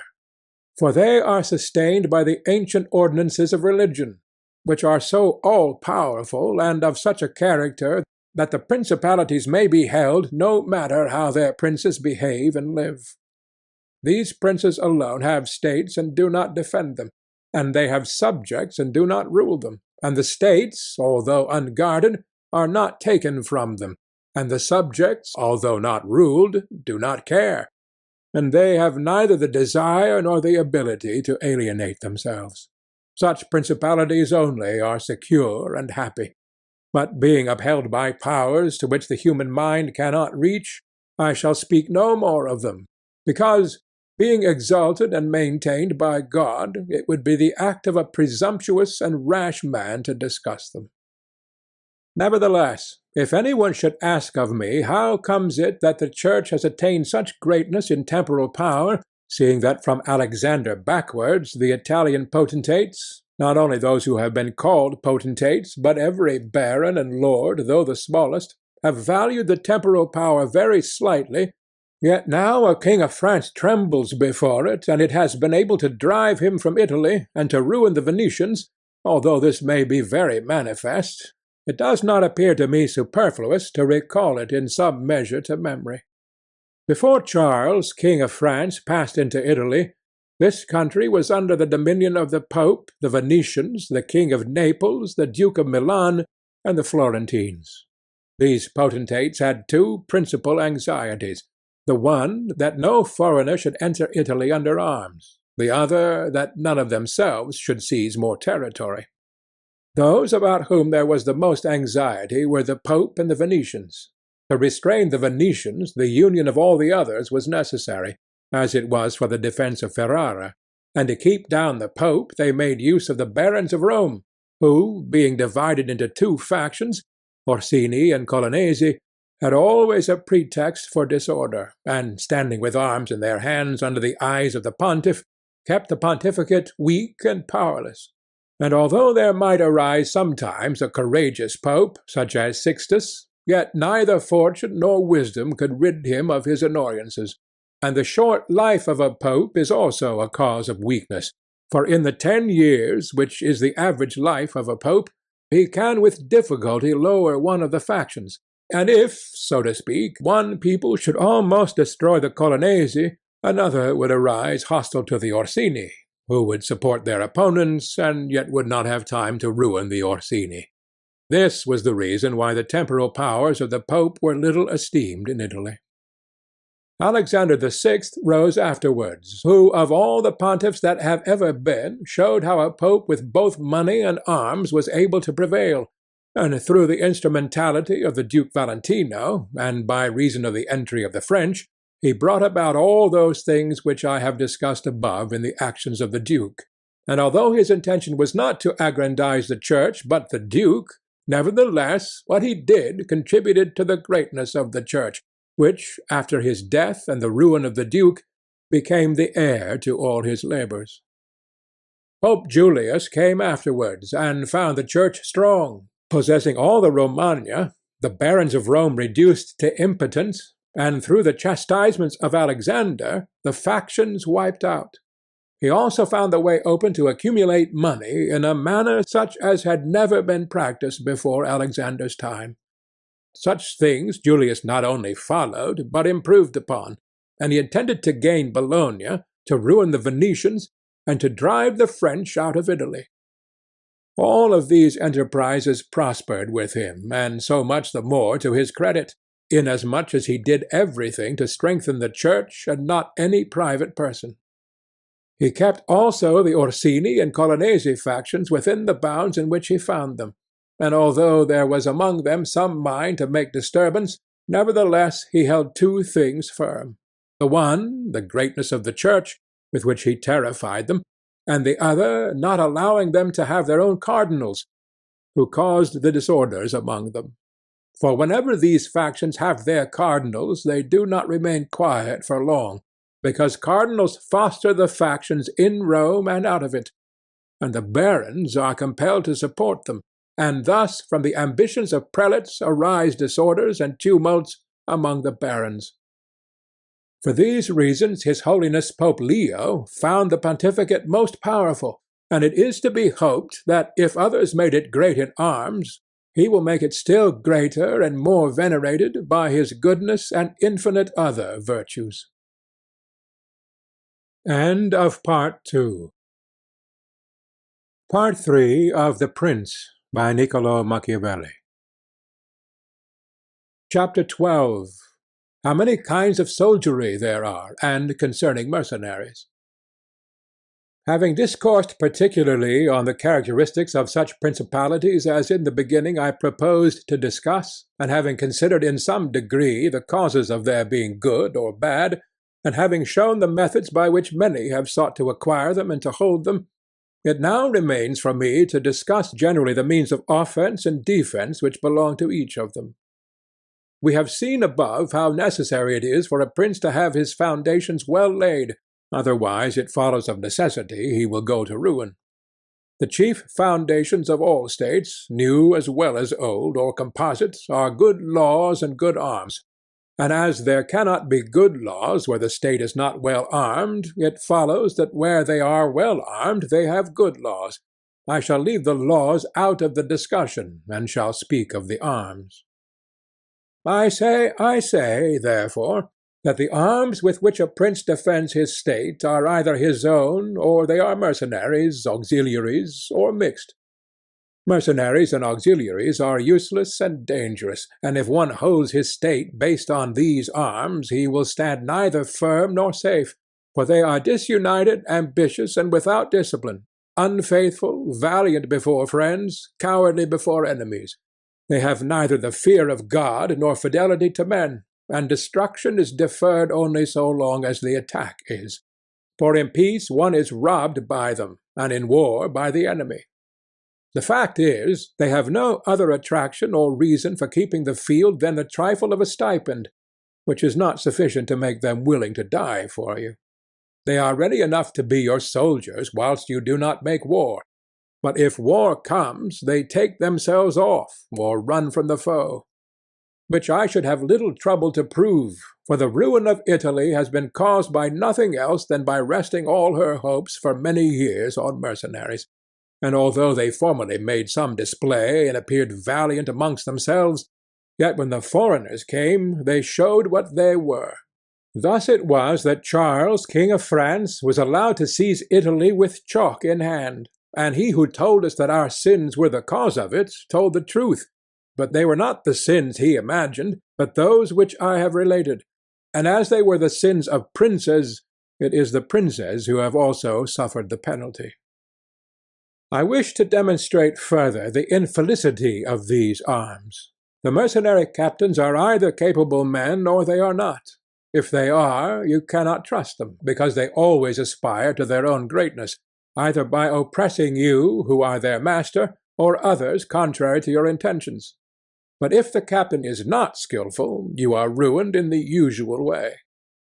And if it be urged that whoever is armed will act in the same way, whether mercenary or not, I reply that when arms have to be resorted to, either by a prince or a republic, then the prince ought to go in person and perform the duty of a captain. The republic has to send its citizens, and when one is sent who does not turn out satisfactorily, it ought to recall him, and when one is worthy, to hold him by the laws so that he does not leave the command. And experience has shown princes and republics single-handed making the greatest progress, and mercenaries doing nothing except damage, and it is more difficult to bring a republic, armed with its own arms, under the sway of one of its citizens, than it is to bring one armed with foreign arms. Rome and Sparta stood for many ages armed and free. The Switzers are completely armed and quite free. Of ancient mercenaries, for example, there are the Carthaginians, who were oppressed by their mercenary soldiers after the first war with the Romans, although the Carthaginians had their own citizens for captains. After the death of Epaminondas, Philip of Macedon was made captain of their soldiers by the Thebans, and after victory he took away their liberty. Duke Filippo being dead, the Milanese enlisted Francesco Sforza against the Venetians, and he, having overcome the enemy at Caravaggio, allied himself with them to crush the Milanese, his masters. His father, Sforza, having been engaged by Queen Johanna of Naples, left her unprotected, so that she was forced to throw herself into the arms of the King of Aragon in order to save her kingdom. And if the Venetians and Florentines formerly extended their dominions by these arms, and yet their captains did not make themselves princes, but have defended them, I reply that the Florentines in this case have been favoured by chance, for of the able captains, of whom they might have stood in fear, some have not conquered, some have been opposed, and others have turned their ambitions elsewhere. One who did not conquer was Giovanni Acuto, and since he did not conquer, his fidelity cannot be proved. But every one will acknowledge that had he conquered, the Florentines would have stood at his discretion. Sforza had the Bracceschi always against him, so they watched each other. Francesco turned his ambition to Lombardy, Braccio against the Church and the kingdom of Naples. But let us come to that which happened a short while ago. The Florentines appointed as their captain Pagolo Vitelli, a most prudent man, who from a private position had risen to the greatest renown. If this man had taken Pisa, nobody can deny that it would have been proper for the Florentines to keep in with him, for if he became the soldier of their enemies, they had no means of resisting, and if they held to him, they must obey him. The Venetians, if their achievements are considered, will be seen to have acted safely and gloriously so long as they sent to war their own men, when with armed gentlemen and plebeians they did valiantly. This was before they turned to enterprises on land, but when they began to fight on land, they forsook this virtue and followed the custom of Italy.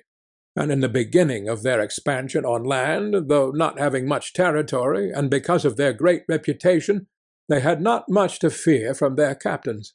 But when they expanded, as under Carmignuolo, they had a taste of this mistake, for having found him a most valiant man, they beat the Duke of Milan under his leadership, and, on the other hand, knowing how lukewarm he was in the war, they feared they would no longer conquer under him, and for this reason they were not willing, nor were they able, to let him go. And so, not to lose again that which they had acquired, they were compelled, in order to secure themselves, to murder him. They had afterwards for their captains Bartolomeo de Bergamo, Roberto de San Severino, the Count of Pitiliano, and the like, under whom they had to dread loss and not gain, as happened afterwards at Vaila, where in one battle they lost that which in 800 years they had acquired with so much trouble. Because from such arms conquests come but slowly, long delayed and inconsiderable, but the losses sudden and portentous. And as with these examples I have reached Italy, which has been ruled for many years by mercenaries, I wish to discuss them more seriously, in order that, having seen their rise and progress, one may be better prepared to counteract them. You must understand that the empire has recently come to be repudiated in Italy, that the Pope has acquired more temporal power, and that Italy has been divided up into more states, for the reason that many of the great cities took up arms against their nobles, who, formerly favored by the emperor, were oppressing them, whilst the Church was favoring them so as to gain authority in temporal power. In many others their citizens became princes.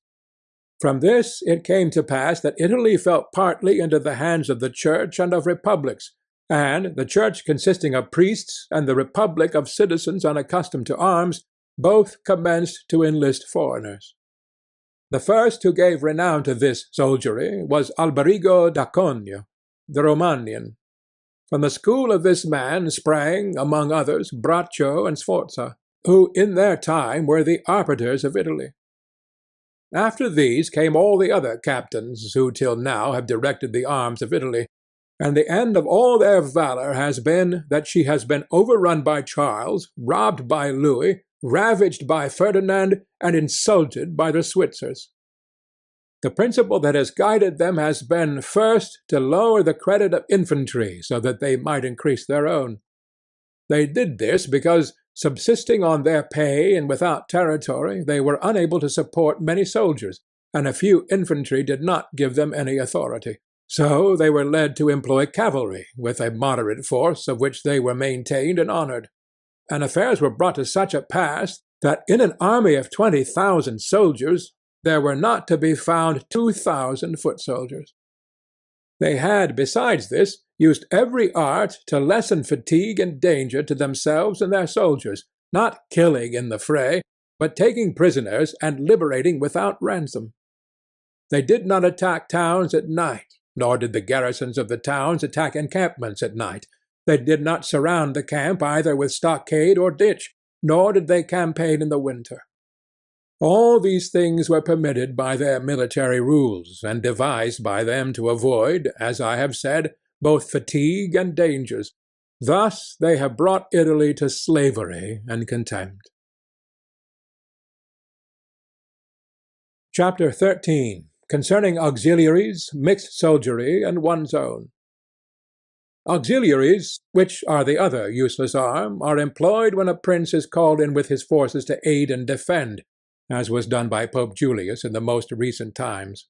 For he, having in the enterprise against Ferrara had poor proof of his mercenaries, turned to auxiliaries, and stipulated with Ferdinand, King of Spain, for his assistance with men and arms.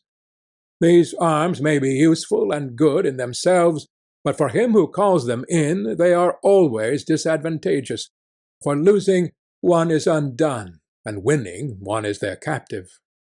And although ancient histories may be full of examples, I do not wish to leave this recent one of Pope Julius II, the peril of which cannot fail to be perceived. For he, wishing to get Ferrara, threw himself entirely into the hands of the foreigner.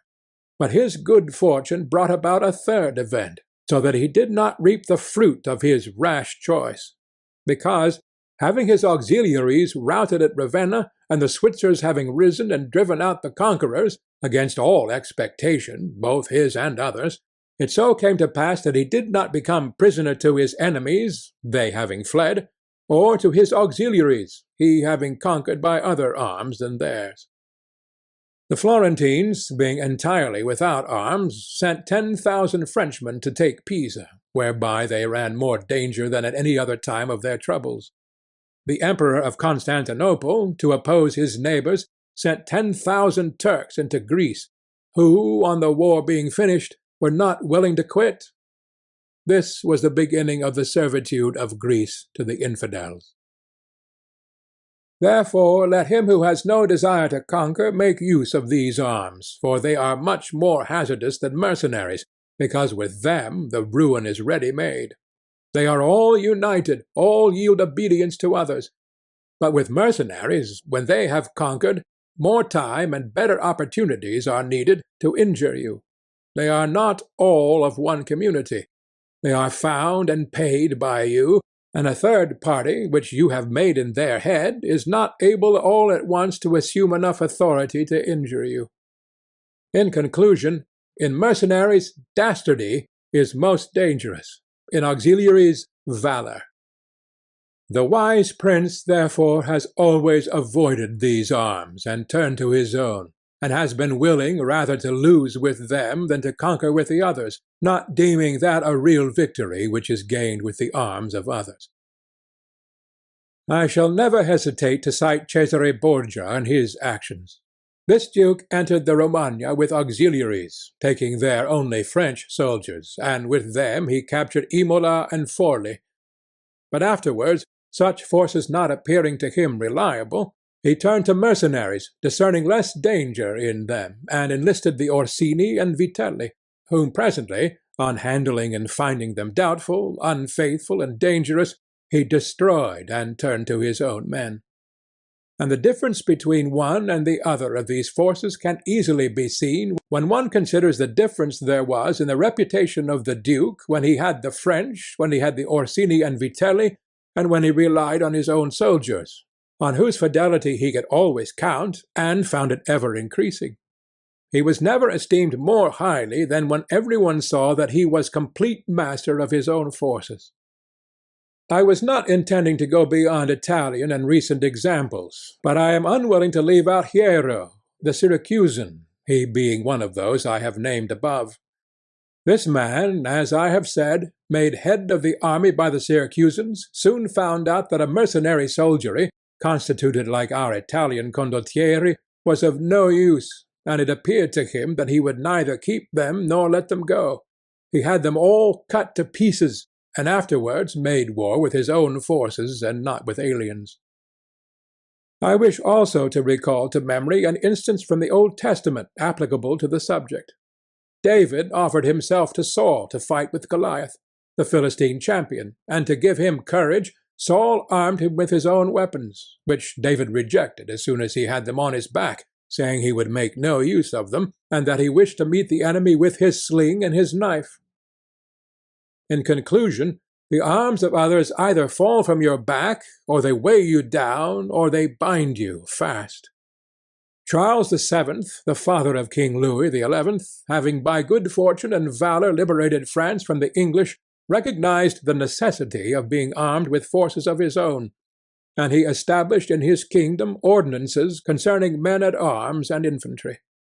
Afterwards his son, King Louis, abolished the infantry and began to enlist the Switzers, which mistake, followed by others, is, as is now seen, a source of peril to that kingdom, because, having raised the reputation of the Switzers, he has entirely diminished the value of his own arms, for he has destroyed the infantry altogether, and his men-at-arms he has subordinated to others, for, being as they are so accustomed to fight along with Switzers, it does not appear that they can now conquer without them.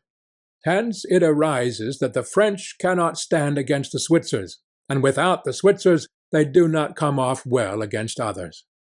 The armies of the French have thus become mixed, partly mercenary and partly national, both of which arms together are much better than mercenaries alone or auxiliaries alone, but much inferior to one's own forces.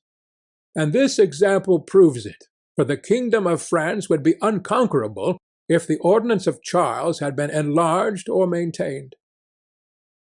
But the scanty wisdom of man, on entering into an affair which looks well at first, cannot discern the poison that is hidden in it, as I have said before of hectic fevers. Therefore, if he who rules a principality cannot recognize evils until they are upon him, he is not truly wise, and this insight is given to few.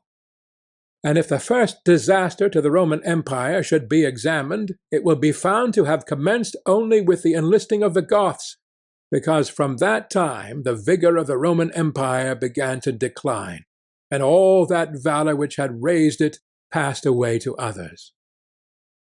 I conclude, therefore, that no principality is secure without having its own forces. On the contrary, it is entirely dependent on good fortune, not having the valor which in adversity would defend it. And it has always been the opinion and judgment of wise men that nothing can be so uncertain or unstable as fame or power not founded on its own strength.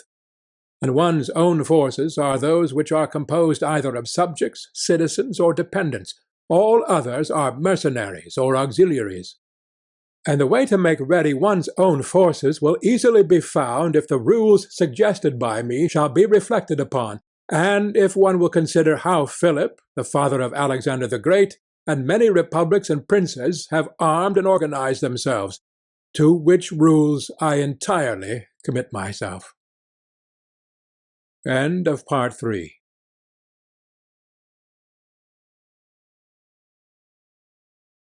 Part 4 of The Prince by Niccolo Machiavelli. Chapter 14. That which concerns a prince on the subject of the art of war. A prince ought to have no other aim or thought, nor select anything else for his study, than war and its rules and discipline. For this is the sole art that belongs to him who rules, and it is of such force that it not only upholds those who are born princes, but it often enables men to rise from a private station to that rank. And on the contrary, it is seen that when princes have thought more of ease than of arms, they have lost their states. And the first cause of your losing it is to neglect this art, and what enables you to acquire a state is to be a master of the art. Francesco Sforza, through being marshal, from a private person became Duke of Milan, and the sons, through avoiding the hardships and troubles of arms, from dukes became private persons. For among other evils which being unarmed brings you, it causes you to be despised, and this is one of those ignominies against which a prince ought to guard himself, as is shown later on. Because there is nothing proportionate between the armed and the unarmed, and it is not reasonable that he who is armed should yield obedience willingly to him who is unarmed, or that the unarmed man should be secure among armed servants. Because, there being in the one disdain and in the other suspicion, it is not possible for them to work well together. And therefore a prince who does not understand the art of war, over and above the other misfortunes already mentioned, cannot be respected by his soldiers, nor can he rely on them. He ought never, therefore, to have out of his thoughts this subject of war, and in peace he should addict himself more to its exercise than in war. This he can do in two ways, the one by action, the other by study. As regards action, he ought above all things to keep his men well organized and drilled, to follow incessantly the chase, by which he accustoms his body to hardships and learns something of the nature of localities, and gets to find out how the mountains rise, how the valleys open out, how the plains lie, and to understand the nature of rivers and marshes, and in all this to take the greatest care. Which knowledge is useful in two ways. Firstly, he learns to know his country, and is better able to undertake its defence. Afterwards, by means of the knowledge and observation of that locality, he understands with ease any other which it may be necessary for him to study hereafter. Because the hills, valleys, and plains, and rivers and marshes that are, for instance, in Tuscany, have a certain resemblance to those of other countries, so that with a knowledge of the aspect of one country one can easily arrive at a knowledge of others. And the prince that lacks this skill lacks the essential which it is desirable that a captain should possess, for it teaches him to surprise his enemy, to select quarters, to lead armies, to array the battle, to besiege towns to advantage. Philopoemen, prince of the Achaeans, among other praises which writers have bestowed on him, is commended because in time of peace he never had anything in his mind but the rules of war, and when he was in the country with friends he often stopped and reasoned with them. If the enemy should be upon that hill, and we should find ourselves here with our army, with whom would be the advantage? How would one best advance to meet him, keeping the ranks? If we should wish to retreat, how ought we to pursue? And he would set forth to them, as he went, all the chances that could befall an army. He would listen to their opinion and state his, confirming it with reasons, so that by these continual discussions there could never arise, in time of war, any unexpected circumstances that he could not deal with. But to exercise the intellect, the prince should read histories, and study there the actions of illustrious men, to see how they have borne themselves in war, to examine the causes of their victories and defeat, so as to avoid the latter and imitate the former, and above all do as an illustrious man did, who took as an exemplar one who had been praised and famous before him, and whose achievements and deeds he always kept in his mind. As it is said, Alexander the Great imitated Achilles, Caesar Alexander, Scipio Cyrus, and whoever reads the life of Cyrus, written by Xenophon, will recognize afterwards in the life of Scipio how that imitation was his glory, and how in chastity, affability, humanity, and liberality Scipio conformed to those things which have been written of Cyrus by Xenophon. A wise prince ought to observe some such rules, and never in peaceful times stand idle, but increase his resources with industry in such a way that they may be available to him in adversity, so that if fortune chances, it may find him prepared to resist her blows. Chapter 15. Concerning things for which men, and especially princes, are praised or blamed. It remains now to see what ought to be the rules of conduct for a prince towards subject and friends, and as I know that many have written on this point, I expect I shall be considered presumptuous in mentioning it again, especially as in discussing it I shall depart from the methods of other people. But it being my intention to write a thing which shall be useful to him who apprehends it, it appears to me more appropriate to follow up the real truth of the matter than the imagination of it. For many have pictured republics and principalities which in fact have never been known or seen, because how one lives is so far distant from how one ought to live, that he who neglects what is done for what ought to be done sooner effects his ruin than his preservation. For a man who wishes to act entirely up to his professions of virtue soon meets with what destroys him among so much that is evil. Hence it is necessary for a prince wishing to hold his own to know how to do wrong, and to make use of it or not according to necessity. Therefore, putting on one side imaginary things concerning a prince, and discussing those which are real, I say that all men, when they are spoken of, and chiefly princes, for being more highly placed, are remarkable for some of those qualities which bring them either blame or praise. And thus it is that one is reputed liberal, another miserly, using a Tuscan term, because an avaricious person in our language is still he who desires to possess by robbery, whilst we call one miserly who deprives himself too much of the use of his own. One is reputed generous, one rapacious, one cruel, one compassionate, one faithless, another faithful, one effeminate and cowardly, another bold and brave, one affable, another haughty, one lascivious, another chaste, one sincere, another cunning, one hard, another easy, one grave, another frivolous, one religious, another unbelieving, and the like. And I know that every one will confess that it would be most praiseworthy in a prince to exhibit all the above qualities that are considered good. But because they can neither be entirely possessed nor observed, for human conditions do not permit it, it is necessary for him to be sufficiently prudent that he may know how to avoid the reproach of those vices which would lose him his state, and also to keep himself, if it be possible, from those which would not lose him it. But this not being possible, he may with less hesitation abandon himself to them. And again, he need not make himself uneasy at incurring a reproach for those vices without which the state can only be saved with difficulty. For if everything is considered carefully, it will be found that something which looks like virtue, if followed, would be his ruin, whilst something else, which looks like vice, yet followed, brings him security and prosperity. Chapter 16. Concerning liberality and meanness. Commencing then with the first of the above-named characteristics, I say that it would be well to be reputed liberal. Nevertheless, liberality, exercised in a way that does not bring you the reputation for it, injures you. For if one exercises it honestly, and as it should be exercised, it may not become known, and you will not avoid the reproach of its opposite. Therefore, anyone wishing to maintain among men the name of liberal is obliged to avoid no attribute of magnificence, so that a prince thus inclined will consume in such acts all his property, and will be compelled in the end, if he wish to maintain the name of liberal, to unduly weigh down his people, and tax them, and do everything he can to get money.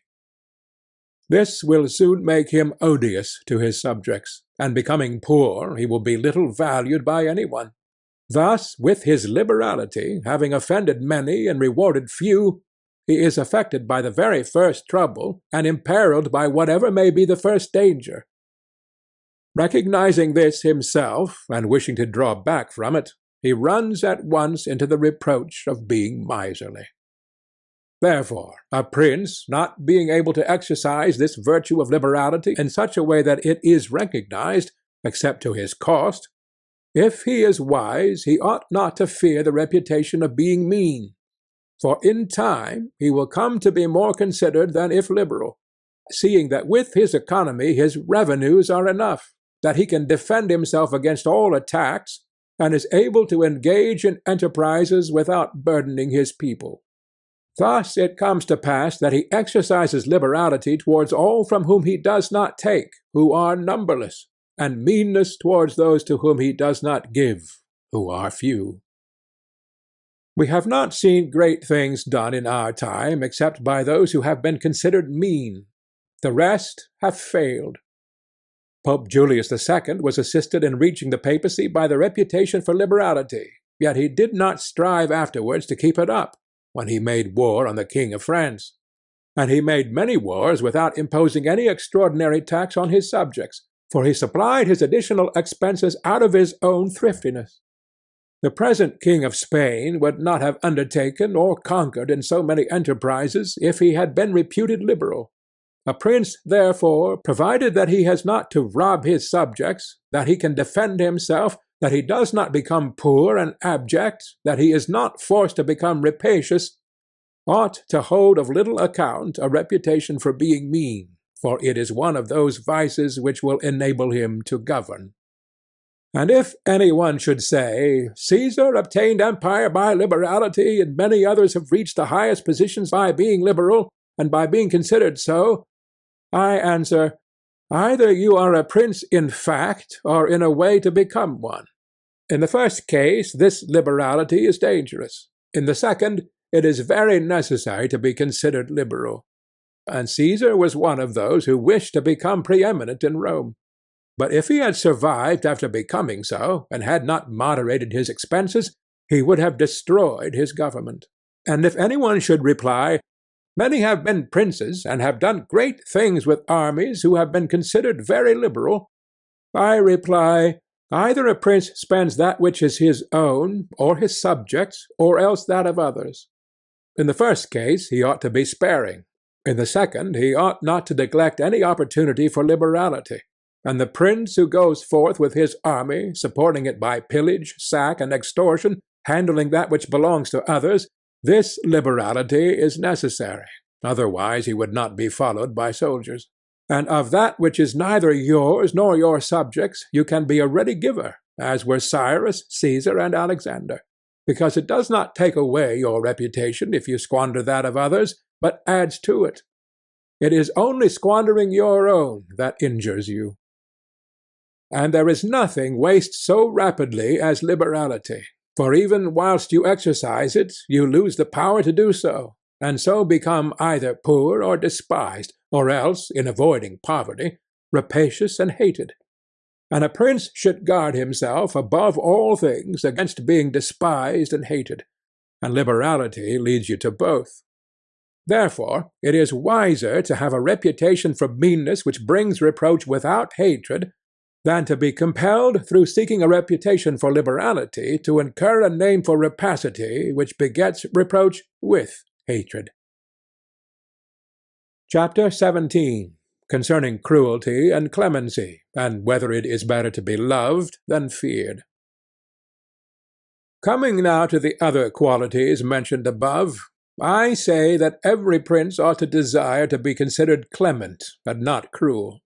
Nevertheless, he ought to take care not to misuse this clemency. Cesare Borgia was considered cruel. Notwithstanding, his cruelty reconciled the Romagna, unified it, and restored it to peace and loyalty. And if this be rightly considered, he will be seen to have been much more merciful than the Florentine people, who, to avoid a reputation for cruelty, permitted Pistoia to be destroyed. Therefore, a prince, so long as he keeps his subjects united and loyal, ought not to mind the reproach of cruelty, because, with a few examples, he will be more merciful than those who, through too much mercy, allow disorders to arise, from which follow murders or robberies. For these are wont to injure the whole people, whilst those executions which originate with a prince offend the individual only. And of all princes, it is impossible for the new prince to avoid the imputation of cruelty, owing to new states being full of dangers. Hence Virgil, through the mouth of Dido, excuses the inhumanity of her reign owing to its being new, saying, "Nevertheless he ought to be slow to believe and to act, nor should he himself show fear, but proceed in a temperate manner with prudence and humanity, so that too much confidence may not make him incautious, and too much distrust render him intolerable." Upon this a question arises, whether it be better to be loved than feared, or feared than loved. It may be answered that one should wish to be both, but because it is difficult to unite them in one person, it is much safer to be feared than loved, when, of the two, either must be dispensed with. Because this is to be asserted in general of men, that they are ungrateful, fickle, false, cowardly, covetous, and as long as you succeed they are yours entirely. They will offer you their blood, property, life, and children, as is said above, when the need is far distant, but when it approaches they turn against you. And that prince who, relying entirely on their promises, has neglected other precautions, is ruined, because friendships that are obtained by payments, and not by greatness or nobility of mind, may indeed be earned, but they are not secured, and in time of need cannot be relied upon. And men have less scruple in offending one who is beloved than one who is feared. For love is preserved by the link of obligation which, owing to the baseness of men, is broken at every opportunity for their advantage. But fear preserves you by a dread of punishment which never fails. Nevertheless, a prince ought to inspire fear in such a way that if he does not win love, he avoids hatred, because he can endure very well being feared whilst he is not hated, which will always be as long as he abstains from the property of his citizens and subjects, and from their women. But when it is necessary for him to proceed against the life of some one, he must do it on proper justification and for manifest cause, but above all things he must keep his hands off the property of others, because men more quickly forget the death of their father than the loss of their patrimony. Besides, pretexts for taking away the property are never wanting, for he who has once begun to live by robbery will always find pretexts for seizing what belongs to others. But reasons for taking life, on the contrary, are more difficult to find and sooner lapse. But when a prince is with his army and has under control a multitude of soldiers, then it is quite necessary for him to disregard the reputation for cruelty, for without it he would never hold his army united or disposed to its duties. Among the wonderful deeds of Hannibal this one is enumerated, that having led an enormous army, composed of many various races of men, to fight in foreign lands, no dissensions arose either among them or against the prince, whether in his bad or in his good fortune. This arose from nothing else than his inhuman cruelty, which, with his boundless valour, made him revered and terrible in the sight of his soldiers. But without that cruelty, his other virtues were not sufficient to produce this effect. And short-sighted writers admire his deeds from one point of view, and from another condemn the principal cause of them.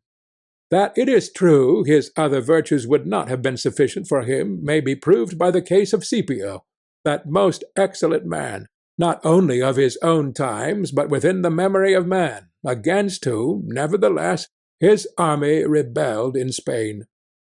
This arose from nothing but his too great forbearance, which gave his soldiers more license than is consistent with military discipline. For this he was upbraided in the Senate by Fabius Maximus, and called the corrupter of the Roman soldiery. The Locrians were laid waste by a legate of Scipio, yet they were not avenged by him, nor was the insolence of the legate punished, owing entirely to his easy nature, insomuch that some one in the Senate, wishing to excuse him, said there were many men who know much better how not to err than to correct the errors of others.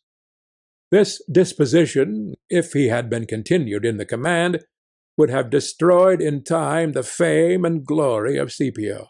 But, he being under the control of the Senate, this injurious characteristic not only concealed itself, but contributed to his glory.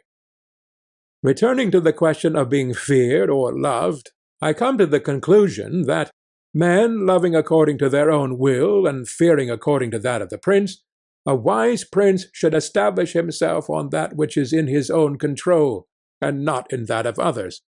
He must endeavor only to avoid hatred, as is noted. End of Part 4. Part 5 of The Prince by Niccolo Machiavelli. Chapter 18. Concerning the way in which princes should keep faith. Everyone admits how praiseworthy it is in a prince to keep faith, and to live with integrity and not with craft. Nevertheless, our experience has been that those princes who have done great things have held good faith of little account, and have known how to circumvent the intellect of men by craft, and in the end have overcome those who have relied on their word. You must know that there are two ways of contesting, the one by the law, the other by force. The first method is proper to men, the second to beasts. But because the first is frequently not sufficient, it is necessary to have recourse to the second. Therefore it is necessary for a prince to understand how to avail himself of the beast and the man. This has been figuratively taught to princes by ancient writers, who describe how Achilles and many other princes of old were given to the centaur Chiron to nurse, who brought them up in his discipline, which means solely that, as they had for a teacher one who was half beast and half man, so it is necessary for a prince to know how to make use of both natures, and that one without the other is not durable. A prince, therefore, being compelled knowingly to adopt the beast, ought to choose the fox and the lion, because the lion cannot defend himself against snares, and the fox cannot defend himself against wolves. Therefore it is necessary to be a fox to discover the snares, and a lion to terrify the wolves. Those who rely simply on the lion do not understand what they are about. Therefore a wise lord cannot, nor ought he to, keep faith when such observance may be turned against him, and when the reasons that caused him to pledge it exist no longer. If men were entirely good, this precept would not hold, but because they are bad, and will not keep faith with you, you too are not bound to observe it with them. Nor will there ever be wanting to a prince legitimate reasons to excuse this non-observance. Of this, endless modern examples could be given, showing how many treaties and engagements have been made void and of no effect through the faithlessness of princes, and he who has known best how to employ the fox has succeeded best. But it is necessary to know well how to disguise this characteristic, and to be a great pretender and dissembler, and men are so simple and so subject to present necessities that he who seeks to deceive will always find someone who will allow himself to be deceived. One recent example I cannot pass over in silence. Alexander VI did nothing else but deceive men, nor ever thought of doing otherwise, and he always found victims. For there never was a man who had greater power in asserting, or with greater oaths would affirm a thing, yet would observe it less. Nevertheless, his deceits always succeeded according to his wishes, because he well understood this side of mankind. Therefore it is unnecessary for a prince to have all the good qualities I have enumerated, but it is very necessary to appear to have them. And I shall dare to say this also, that to have them and always to observe them is injurious, and that to appear to have them is useful. To appear merciful, faithful, humane, religious, upright, and to be so, but with a mind so framed that should you require not to be so, you may be able and know how to change to the opposite. And you have to understand this, that a prince, especially a new one, cannot observe all these things for which men are esteemed, being often forced, in order to maintain the state, to act contrary to fidelity, friendship, humanity, and religion. Therefore it is necessary for him to have a mind ready to turn itself accordingly as the winds and variations of fortune force it, yet, as I have said before, not to diverge from the good if he can avoid doing so, but if compelled, then to know how to set about it.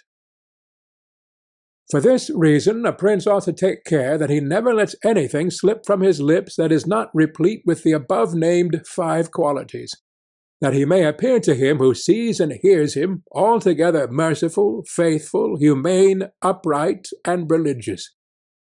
There is nothing more necessary to appear to have than this last quality, inasmuch as men judge generally more by the eye than by the hand, because it belongs to everybody to see you, to few to come in touch with you. Everyone sees what you appear to be. Few really know what you are. And those few dare not oppose themselves to the opinion of the many, who have the majesty of the state to defend them. And in the actions of all men, and especially of princes, which it is not prudent to challenge, one judges by the result. For that reason, let a prince have the credit for conquering and holding his state, the means will always be considered honest, and he will be praised by everybody, because the vulgar are always taken by what a thing seems to be, and by what comes of it, and in the world there are only the vulgar, for the few find a place there only when the many have no ground to rest on. One prince of the present time, whom it is not well to name, never preaches anything else but peace and good faith, and to both he is most hostile, and either, if he had kept it, would have deprived him of reputation and kingdom many a time. Chapter 19. That one should avoid being despised and hated. Now, concerning the characteristics of which mention is made above, I have spoken of the more important ones. The others I wish to discuss briefly under this generality, that the prince must consider, as has been in part said before, how to avoid those things which will make him hated or contemptible, and as often as he shall have succeeded, he will have fulfilled his part, and he need not fear any danger in other reproaches. It makes him hated above all things, as I have said, to be rapacious, and to be a violator of the property and women of his subjects, from both of which he must abstain. And when neither their property nor their honour is touched, the majority of men live content, and he has only to contend with the ambition of a few, whom he can curb with ease in many ways. It makes him contemptible to be considered fickle, frivolous, effeminate, mean-spirited, irresolute, from all of which a prince should guard himself as from a rock, and he should endeavour to show in his actions greatness, courage, gravity, and fortitude, and in his private dealings with his subjects let him show that his judgments are irrevocable, and maintain himself in such reputation that no one can hope either to deceive him or to get round him. The prince is highly esteemed who conveys this impression of himself, and he who is highly esteemed is not easily conspired against. For, provided it is well known that he is an excellent man and revered by his people, he can only be attacked with difficulty. For this reason a prince ought to have 2 fears, one from within, on account of his subjects, the other from without, on account of external powers. From the latter he is defended by being well armed and having good allies, and if he is well armed he will have good friends, and affairs will always remain quiet within when they are quiet without, unless they should have been already disturbed by conspiracy. And even should affairs outside be disturbed, if he has carried out his preparations, and has lived as I have said, as long as he does not despair, he will resist every attack, as I said Nabis the Spartan did. But concerning his subjects, when affairs outside are disturbed, he has only to fear that they will conspire secretly, from which a prince can easily secure himself by avoiding being hated and despised, and by keeping the people satisfied with him, which it is most necessary for him to accomplish, as I said above at length. And one of the most efficacious remedies that a prince can have against conspiracies is not to be hated and despised by the people, for he who conspires against a prince always expects to please them by his removal. But when the conspirator can only look forward to offending them, he will not have the courage to take such a course, for the difficulties that confront a conspirator are infinite.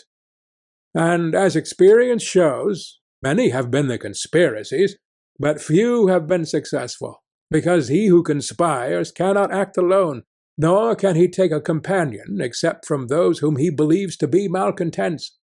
And as soon as you have opened your mind to a malcontent, you have given him the material with which to content himself, for by denouncing you he can look for every advantage.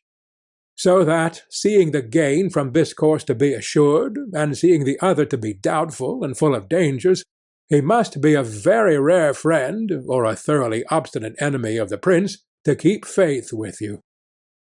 And, to reduce the matter into a small compass, I say that, on the side of the conspirator, there is nothing but fear, jealousy, prospect of punishment to terrify him.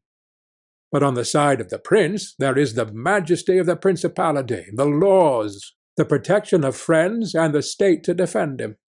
So that, adding to all these things the popular goodwill, it is impossible that anyone should be so rash as to conspire. For whereas in general the conspirator has to fear before the execution of his plot, in this case he has also to fear the sequel to the crime, because on account of it he has the people for an enemy, and thus cannot hope for any escape. Endless examples could be given on this subject, but I will be content with one, brought to pass within the memory of our fathers. Messer Annibale Bentivogli, who was prince in Bologna, grandfather of the present Annibale, having been murdered by the Caneschi, who had conspired against him, not one of his family survived but Messer Giovanni, who was in childhood. Immediately after his assassination, the people rose and murdered all the Caneschi. This sprung from the popular goodwill which the house of Bentivogli enjoyed in those days in Bologna, which was so great that, although none remained there after the death of Annibale who was able to rule the state, the Bolognese, having information that there was one of the Bentivogli family in Florence, who up to that time had been considered the son of a blacksmith, sent to Florence for him, and gave him the government of their city, and it was ruled by him until Messer Giovanni came in due course to the government. For this reason, I consider that a prince ought to reckon conspiracies of little account when his people hold him in esteem, but when it is hostile to him, and bears hatred towards him, he ought to fear everything and everybody, and well-ordered states and wise princes have taken every care not to drive the nobles to desperation, and to keep the people satisfied and contented, for this is one of the most important objects a prince can have. Among the best ordered and governed kingdoms of our times is France, and in it are found many good institutions on which depend the liberty and security of the king. Of these the first is the Parliament and its authority, because he who founded the kingdom, knowing the ambition of the nobility and their boldness, considered that a bit to their mouths would be necessary to hold them in, and on the other side, knowing the hatred of the people, founded in fear against the nobles, he wished to protect them, yet he was not anxious for this to be the particular care of the king. Therefore, to take away the reproach which he would be liable to from the nobles by favoring the people, and from the people for favoring the nobles, he set up an arbiter, who should be one who could beat down the great and favor the lesser without approach to the king. Neither could you have a better or a more prudent arrangement, or a greater source of security to the king and kingdom. From this one can draw another important conclusion, that princes ought to leave affairs of reproach to the management of others, and keep those of grace in their own hands. And further, I consider that a prince ought to cherish the nobles, but not so as to make himself hated by the people. It may appear, perhaps, to some who have examined the lives and deaths of the Roman emperors, that many of them would be an example contrary to my opinion, seeing that some of them lived nobly and showed great qualities of soul. Nevertheless, they have lost their empire, or have been killed by subjects who have conspired against them. Wishing, therefore, to answer these objections, I will recall the characteristics of some of the emperors, and will show that the causes of their ruin were not different to those alleged by me. At the same time, I will only submit for consideration those things that are noteworthy to him who studies the affairs of those times. It seems to me sufficient to take all those emperors who succeeded to the empire after Marcus the philosopher, down to Maximinus. They were Marcus and his son Commodus, Pertinax, Julian, Severus and his son Antoninus Caracalla, Macrinus, Heliogabalus, Alexander, and Maximinus. There is first to note that, whereas in other principalities the ambition of the nobles and the insolence of the people only have to be contended with, the Roman emperors had a third difficulty, in having to put up with the cruelty and avarice of their soldiers, a matter so beset with difficulties that it was the ruin of many. For it was a hard thing to give satisfaction both to soldiers and people, because the people loved peace, and for this reason they loved the unaspiring prince, whilst the soldiers loved the warlike prince, who was bold, cruel, and rapacious, which qualities they were quite willing he should exercise upon the people, so that they could get double pay and give vent to their own greed and cruelty. Hence it arose that those emperors were always overthrown who, either by birth or training, had no great authority, and most of them, especially those who came new to the principality, recognizing the difficulty of these two opposing humours, were inclined to give satisfaction to the soldiers, caring little about injuring the people. Which course was necessary, because, as princes cannot help being hated by someone, they ought, in the first place, to avoid being hated by everyone, and when they cannot compass this, they ought to endeavour with the utmost diligence to avoid the hatred of the most powerful. Therefore, those emperors who, through inexperience, had need of special favour, adhered more readily to the soldiers than to the people, a course which turned out advantageous to them or not, accordingly as the prince knew how to maintain authority over them. From these causes it arose that Marcus, Pertinax, and Alexander, being all men of modest life, lovers of justice, enemies to cruelty, humane and benignant, came to a sad end, except Marcus. He alone lived and died honoured, because he had succeeded to the throne by hereditary title, and owed nothing either to the soldiers or the people, and afterwards, being possessed of many virtues which made him respected, he always kept both orders in their places whilst he lived, and was neither hated nor despised.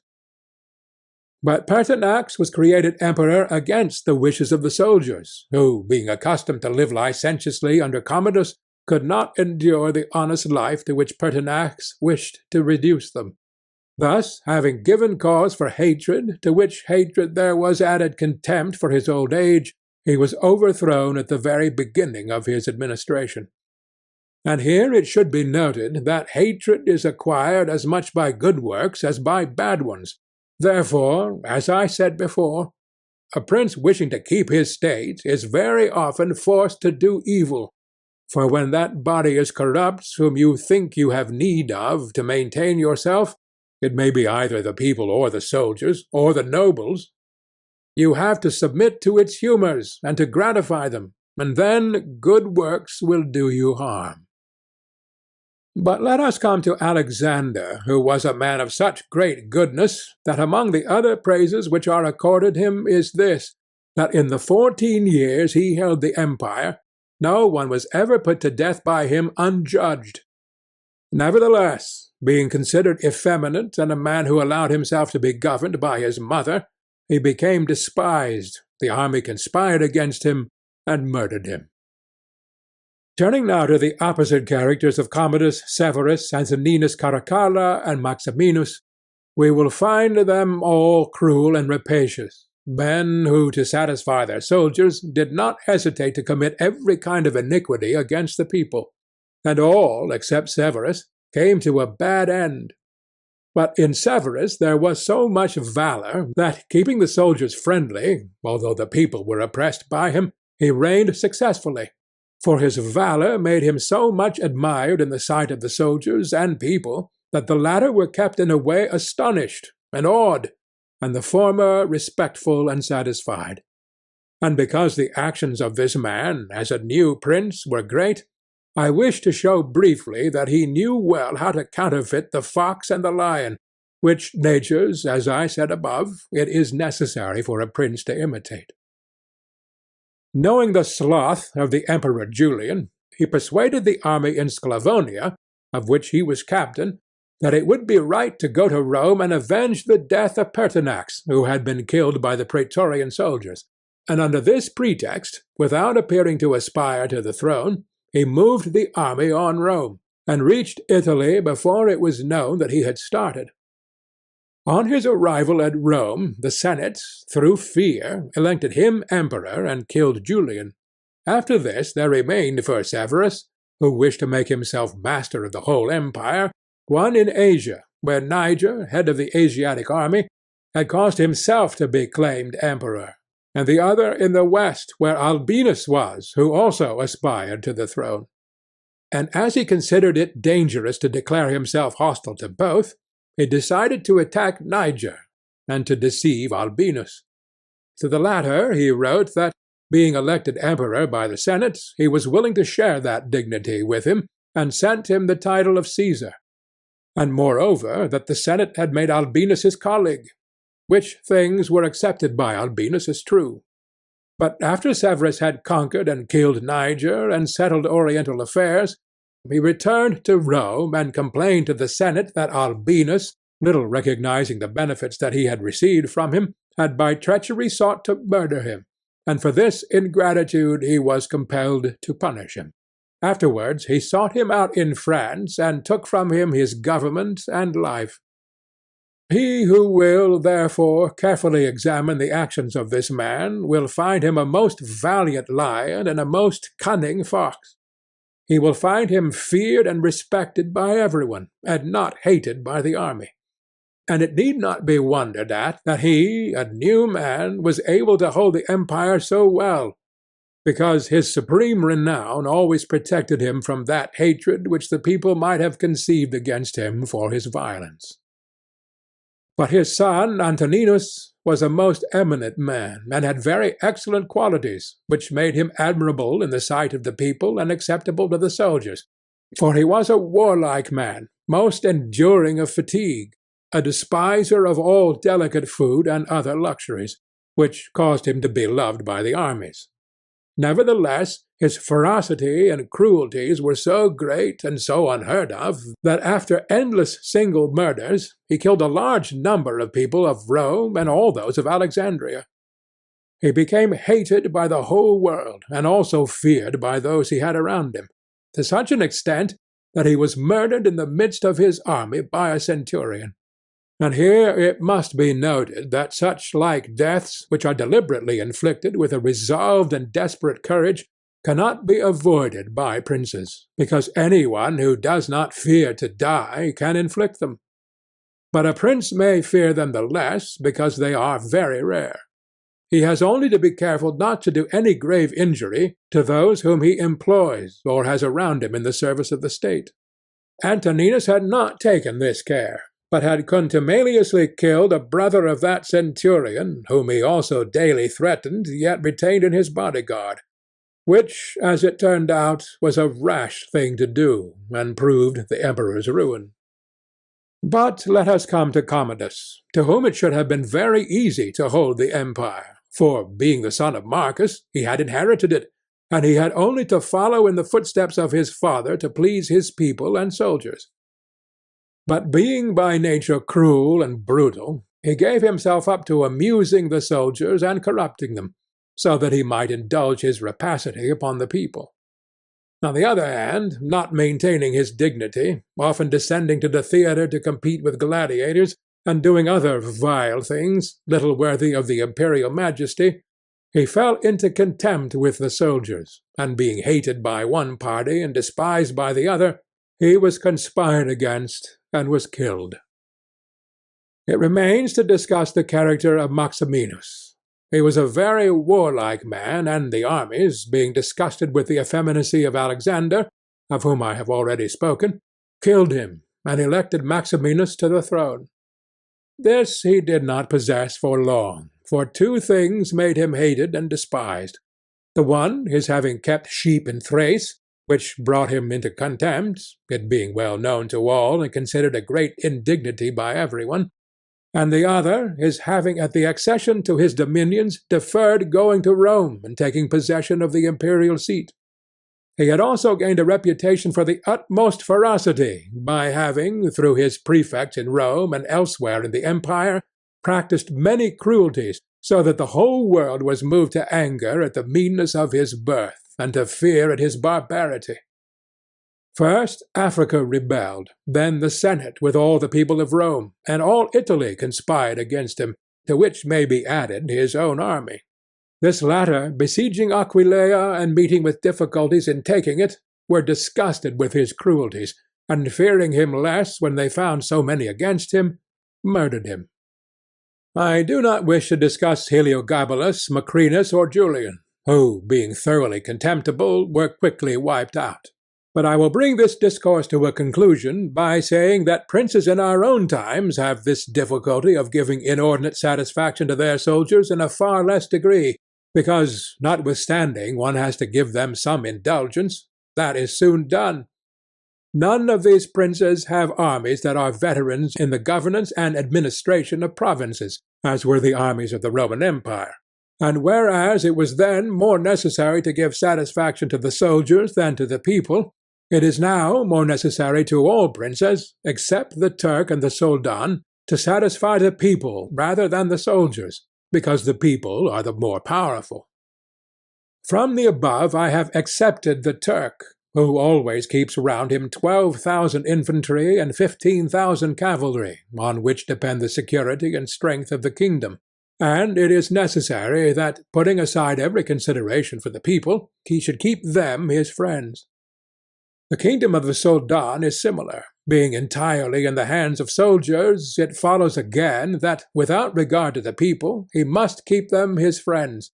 But you must note that the state of the Soldan is unlike all other principalities, for the reason that it is like the Christian pontificate, which cannot be called either an hereditary or a newly formed principality, because the sons of the old prince are not the heirs, but he who is elected to that position by those who have authority, and the sons remain only noblemen.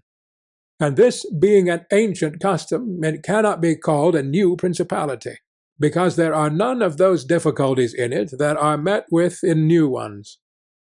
For although the prince is new, the constitution of the state is old, and it is framed so as to receive him as if he were its hereditary lord. But, returning to the subject of our discourse, I say that whoever will consider it will acknowledge that either hatred or contempt has been fatal to the above-named emperors, and it will be recognized also how it happened that, a number of them acting in one way and a number in another, only one in each way came to a happy end, and the rest to unhappy ones. Because it would have been useless and dangerous for Pertinax and Alexander, being new princes, to imitate Marcus, who was heir to the principality, and likewise it would have been utterly destructive to Caracalla, Commodus, and Maximinus to have imitated Severus, they not having sufficient valour to enable them to tread in his footsteps. Therefore, A prince new to the principality cannot imitate the actions of Marcus, nor again is it necessary to follow those of Severus, but he ought to take from Severus those parts which are necessary to found his state, and from Marcus those which are proper and glorious, to keep a state that may already be stable and firm. End of Part 5. Part 6 of The Prince by Niccolo Machiavelli. Chapter 20. Are fortresses, and many other things to which princes often resort, advantageous or hurtful? 1. Some princes, so as to hold securely the state, have disarmed their subjects. Others have kept their subject towns distracted by factions. Others have fostered enmities against themselves. Others have laid themselves out to gain over those whom they distrusted in the beginning of their governments. Some have built fortresses, some have overthrown and destroyed them. And although one cannot give a final judgment on all of these things unless one possesses the particulars of those states in which a decision has to be made, nevertheless I will speak as comprehensively as the matter of itself will admit. 2. There never was a new prince who has disarmed his subjects. Rather, when he has found them disarmed, he has always armed them, because by arming them, those arms become yours. Those men who were distrusted become faithful, and those who were faithful are kept so, and your subjects become your adherents. And whereas all subjects cannot be armed, yet when those whom you do arm are benefited, the others can be handled more freely, and this difference in their treatment, which they quite understand, makes the former your dependents, and the latter, considering it to be necessary that those who have the most danger and service should have the most reward, excuse you. But when you disarm them, you at once offend them by showing that you distrust them, either for cowardice or for want of loyalty, and either of these opinions breeds hatred against you. And because you cannot remain unarmed, it follows that you turn to mercenaries, which are of the character already shown. Even if they should be good, they would not be sufficient to defend you against powerful enemies and distrusted subjects. Therefore, as I have said, a new prince in a new principality has always distributed arms. Histories are full of examples. But when a prince acquires a new state which he adds as a province to his old one, then it is necessary to disarm the men of that state, except those who have been his adherents in acquiring it. And these again, with time and opportunity, should be rendered soft and effeminate, and matters should be managed in such a way that all the armed men in the state should be your own soldiers who in your old state were living near you. 3. Our forefathers, and those who were reckoned wise, were accustomed to say that it was necessary to hold Pistoia by factions and Pisa by fortresses. And with this idea they fostered quarrels in some of their tributary towns so as to keep possession of them the more easily. This may have been well enough in those times when Italy was in a way balanced, but I do not believe that it can be accepted as a precept for today, because I do not believe that factions can ever be of use. Rather, it is certain that when the enemy comes upon you in divided cities, you are quickly lost, because the weakest party will always assist the outside forces, and the other will not be able to resist. The Venetians, moved, as I believe, by the above reasons, fostered the Guelph and the Ghibelline factions in their tributary cities. And although they never allowed them to come to bloodshed, yet they nursed these disputes among them, so that the cities, distracted by their differences, should not unite against them, which, as we saw, did not afterwards turn out as expected, because, after the rout at Vaila, one party at once took courage and seized the state. Such methods argue, therefore, a weakness in the prince, because these factions will never be permitted in a vigorous principality. Such methods for enabling one the more easily to manage subjects are only useful in times of peace, but if war comes, this polity proves fallacious. 4. Without doubt, princes become great when they overcome the difficulties and obstacles by which they are confronted, and therefore fortune, especially when she desires to make a new prince great, who has a greater necessity to earn renown than an hereditary one, causes enemies to arise and form designs against him, in order that he may have the opportunity of overcoming them, as by a ladder which his enemies have raised. For this reason, many consider that a wise prince, when he has the opportunity, ought, with craft, to foster some animosity against himself, so that, having crushed it, his renown may rise higher. 5. Princes, especially new ones, have found more fidelity and assistance in those men who in the beginning of their rule were distrusted than among those who in the beginning were trusted. Pandolfo Petrucci, Prince of Siena, ruled his state more by those who had been distrusted than by others. But on this question one cannot speak generally, for it varies so much with the individual. I will only say this, that those men who at the commencement of a princedom have been hostile, if they are of a description to need assistance to support themselves, can always be gained over with the greatest ease, and they will be tightly held to serve the prince with fidelity, inasmuch as they know it to be very necessary for them to cancel by deeds the bad impression which he had formed of them. And thus the prince always extracts more profit from them than from those who, serving him in too much security, may neglect his affairs. And since the matter demands it, I must not fail to warn a prince who by means of secret favours has acquired a new state, that he must well consider the reasons which induced those to favour him who did so. And if it be not a natural affection towards him, but only discontent with their government, then he will only keep them friendly with great trouble and difficulty, for it will be impossible to satisfy them.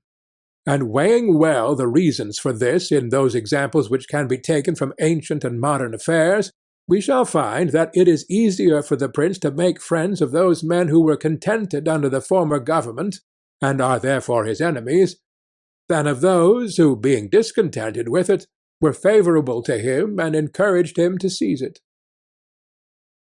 6.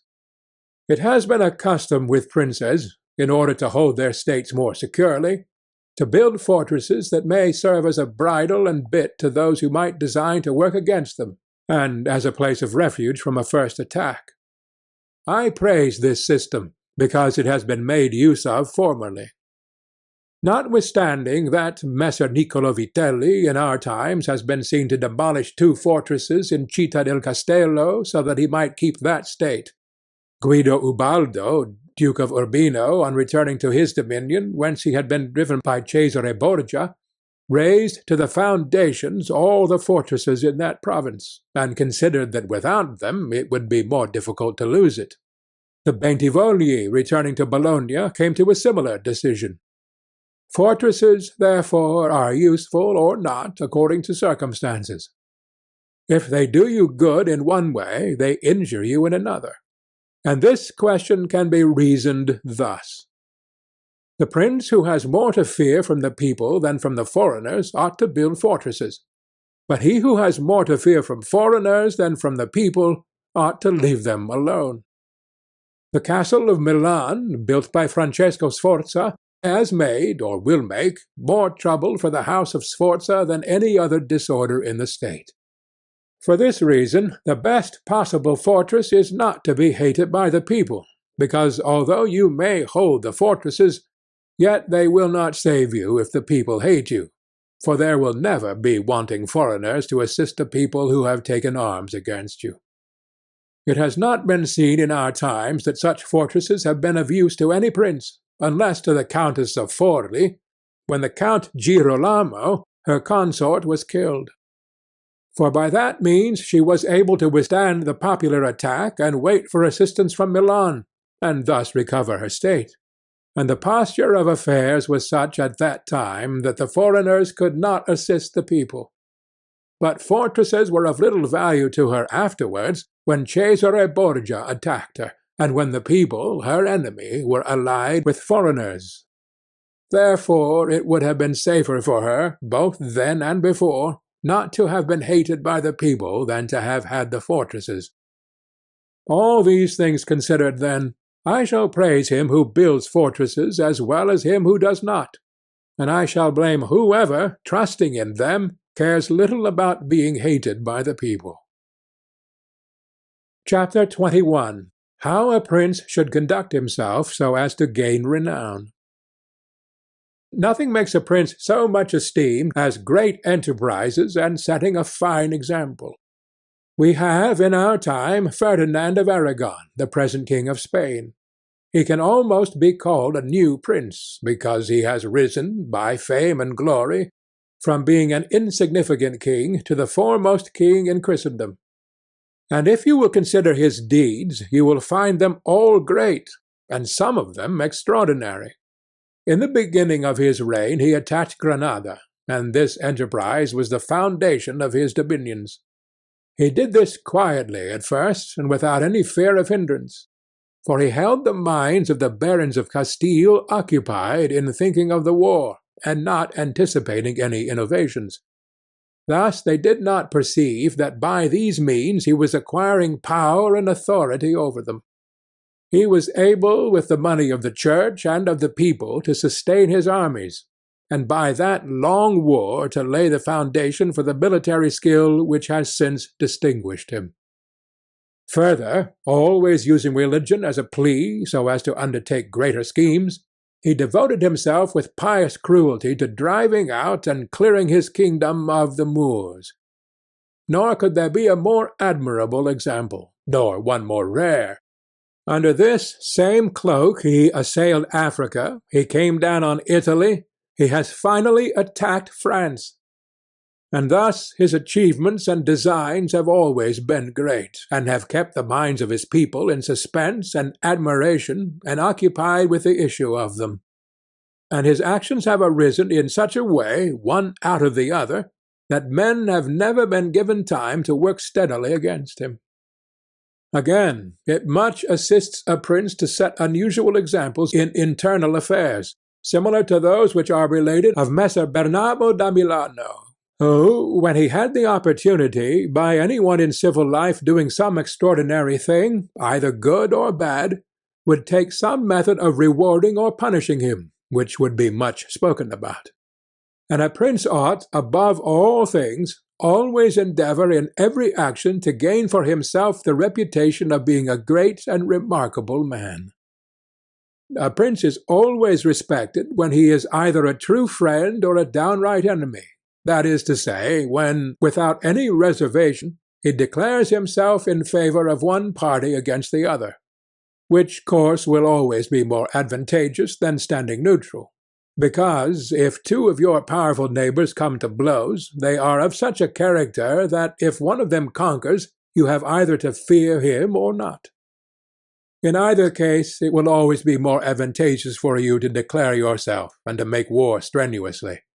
Because, in the first case, if you do not declare yourself, you will invariably fall a prey to the conqueror, to the pleasure and satisfaction of him who has been conquered, and you will have no reasons to offer, nor anything to protect or to shelter you, because he who conquers does not want doubtful friends who will not aid him in the time of trial, and he who loses will not harbor you because you did not willingly, sword in hand, court his fate.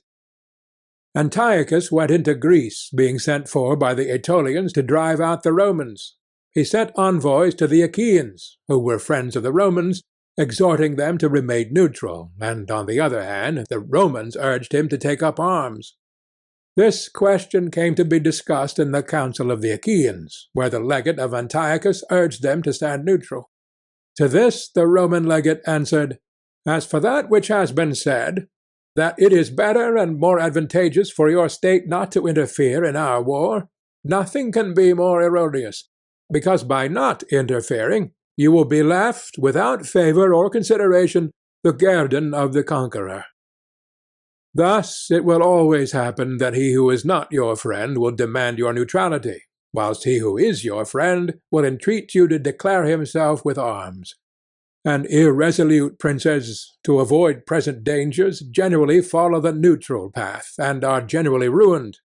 But when a prince declares himself gallantly in favor of one side, if the party with whom he allies himself conquers, Although the victor may be powerful and may have him at his mercy, yet he is indebted to him, and there is established a bond of amity.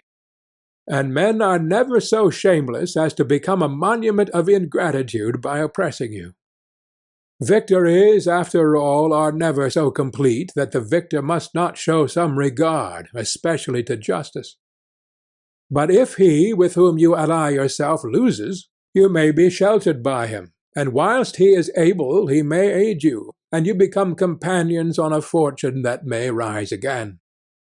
In the second case, when those who fight are of such a character that you have no anxiety as to who may conquer, so much the more is it greater prudence to be allied, because you assist at the destruction of one by the aid of another, who, if he has been wise, would have saved him. And conquering, as it is impossible that he should not do with your assistance, he remains at your discretion. And here it is to be noted that a prince ought to take care never to make an alliance with one more powerful than himself for the purposes of attacking others, unless necessity compels him, as is said before. Because if he conquers, you are at his discretion, and princes ought to avoid as much as possible being at the discretion of any one. The Venetians joined with France against the Duke of Milan, and this alliance, which caused their ruin, could have been avoided. But when it cannot be avoided, as happened to the Florentines when the Pope and Spain sent armies to attack Lombardy, then in such a case, for the above reasons, the prince ought to favor one of the parties. Never let any government imagine that it can choose perfectly safe courses. Rather, let it expect to have to take very doubtful ones, because it is found in ordinary affairs that one never seeks to avoid one trouble without running into another. But prudence consists in knowing how to distinguish the character of troubles, and for choice to take the lesser evil. A prince ought also to show himself a patron of ability, and to honor the proficient in every art. At the same time, he should encourage his citizens to practice their callings peaceably, both in commerce and agriculture and in every other following, so that the one should not be deterred from improving his possessions for fear lest they be taken away from him, or another from opening up trade for fear of taxes. But the prince ought to offer rewards to whoever wishes to do these things, and designs in any way to honor his city or state. Further, he ought to entertain the people with festivals and spectacles at convenient seasons of the year. And as every city is divided into guilds or into societies, he ought to hold such bodies in esteem, and associate with them sometimes, and show himself an example of courtesy and liberality, nevertheless always maintaining the majesty of his rank. For this he must never consent to abate in anything. Chapter 22. Concerning the secretaries of princes. The choice of servants is of no little importance to a prince, and they are good or not according to the discrimination of the prince. And the first opinion which one forms of a prince and of his understanding is by observing the men he has around him, and when they are capable and faithful he may always be considered wise, because he has known how to recognize the capable and to keep them faithful. But when they are otherwise, one cannot form a good opinion of him, for the prime error which he made was in choosing them. There were none who knew Messer Antonio de Venafro as the servant of Pandolfo Petrucci, Prince of Siena, who would not consider Pandolfo to be a very clever man in having Venafro for his servant, because there are three classes of intellects: one which comprehends by itself, another which appreciates what others comprehended, and a third which neither comprehends by itself nor by the showing of others. The first is the most excellent, the second is good, the third is useless. Therefore it follows necessarily that if Pandolfo was not in the first rank, he was in the second. For whenever one has judgment to know good and bad when it is said and done, although he himself may not have the initiative, yet he can recognize the good and bad in his servant, and the one he can praise and the other correct. Thus the servant cannot hope to deceive him, and is kept honest. But to enable a prince to form an opinion of his servant there is one test which never fails. When you see the servant thinking more of his own interests than of yours, and seeking inwardly his own profit in everything, such a man will never make a good servant, nor will you ever be able to trust him, because he who has the state of another in his hands ought never to think of himself, but always of his prince, and never pay any attention to matters in which the prince is not concerned. On the other hand, to keep his servant honest, the prince ought to study him, honoring him, enriching him, doing him kindnesses, sharing with him the honors and cares, and at the same time let him see that he cannot stand alone, so that many honors may not make him desire more, many riches make him wish for more, and that many cares may make him dread chances. When, therefore, servants and princes toward servants are thus disposed, they can trust each other, but when it is otherwise, the end will always be disastrous for either one or the other. End of Part 6. Part 7 of The Prince by Niccolo Machiavelli. Chapter 23. How Flatterers should be Avoided. I do not wish to leave out an important branch of this subject, for it is a danger from which princes are with difficulty preserved, unless they are very careful and discriminating. It is that of flatterers, of whom courts are full, because men are so self-complacent in their own affairs, and in a way so deceived in them, that they are preserved with difficulty from this pest, and if they wish to defend themselves, they run the danger of falling into contempt. Because there is no other way of guarding oneself from flatterers except letting men understand that to tell you the truth does not offend you. But when everyone may tell you the truth, respect for you abates. Therefore a wise prince ought to hold a third course, by choosing the wise men in his state, and giving them only the liberty of speaking the truth to him, and then only of those things of which he inquires, and of none others. But he ought to question them upon everything, and listen to their opinions, and afterwards form his own conclusions. With these counsellors, separately and collectively, he ought to carry himself in such a way that each of them should know that, the more freely he shall speak, the more he shall be preferred. Outside of these, he should listen to no one, pursue the thing resolved on, and be steadfast in his resolutions. He who does otherwise is either overthrown by flatterers, or is so often changed by varying opinions that he falls into contempt. I wish on this subject to adduce a modern example. Fra Luca, the man of affairs of Maximilian, the present emperor, speaking of his majesty, said, he consulted with no one, yet never got his own way in anything. This arose because of his following a practice the opposite to the above. For the emperor is a secretive man. He does not communicate his designs to anyone, nor does he receive opinions on them. But as in carrying them into effect they become revealed and known, they are at once obstructed by those men whom he has around him, and he, being pliant, is diverted from them. Hence it follows that those things he does one day he undoes the next, and no one ever understands what he wishes or intends to do, and no one can rely on his resolutions. A prince, therefore, ought always to take counsel, but only when he wishes and not when others wish. He ought rather to discourage everyone from offering advice unless he asks it. But, however, he ought to be a constant inquirer, and afterwards a patient listener concerning the things of which he inquired. Also, on learning that anyone, on any consideration, has not told him the truth, he should let his anger be felt. And if there are some who think that a prince who conveys an impression of his wisdom is not so through his own ability, but through the good advisers that he has around him, beyond doubt they are deceived, because this is an axiom which never fails, that a prince who is not wise himself will never take good advice, unless by chance he has yielded his affairs entirely to one person who happens to be a very prudent man.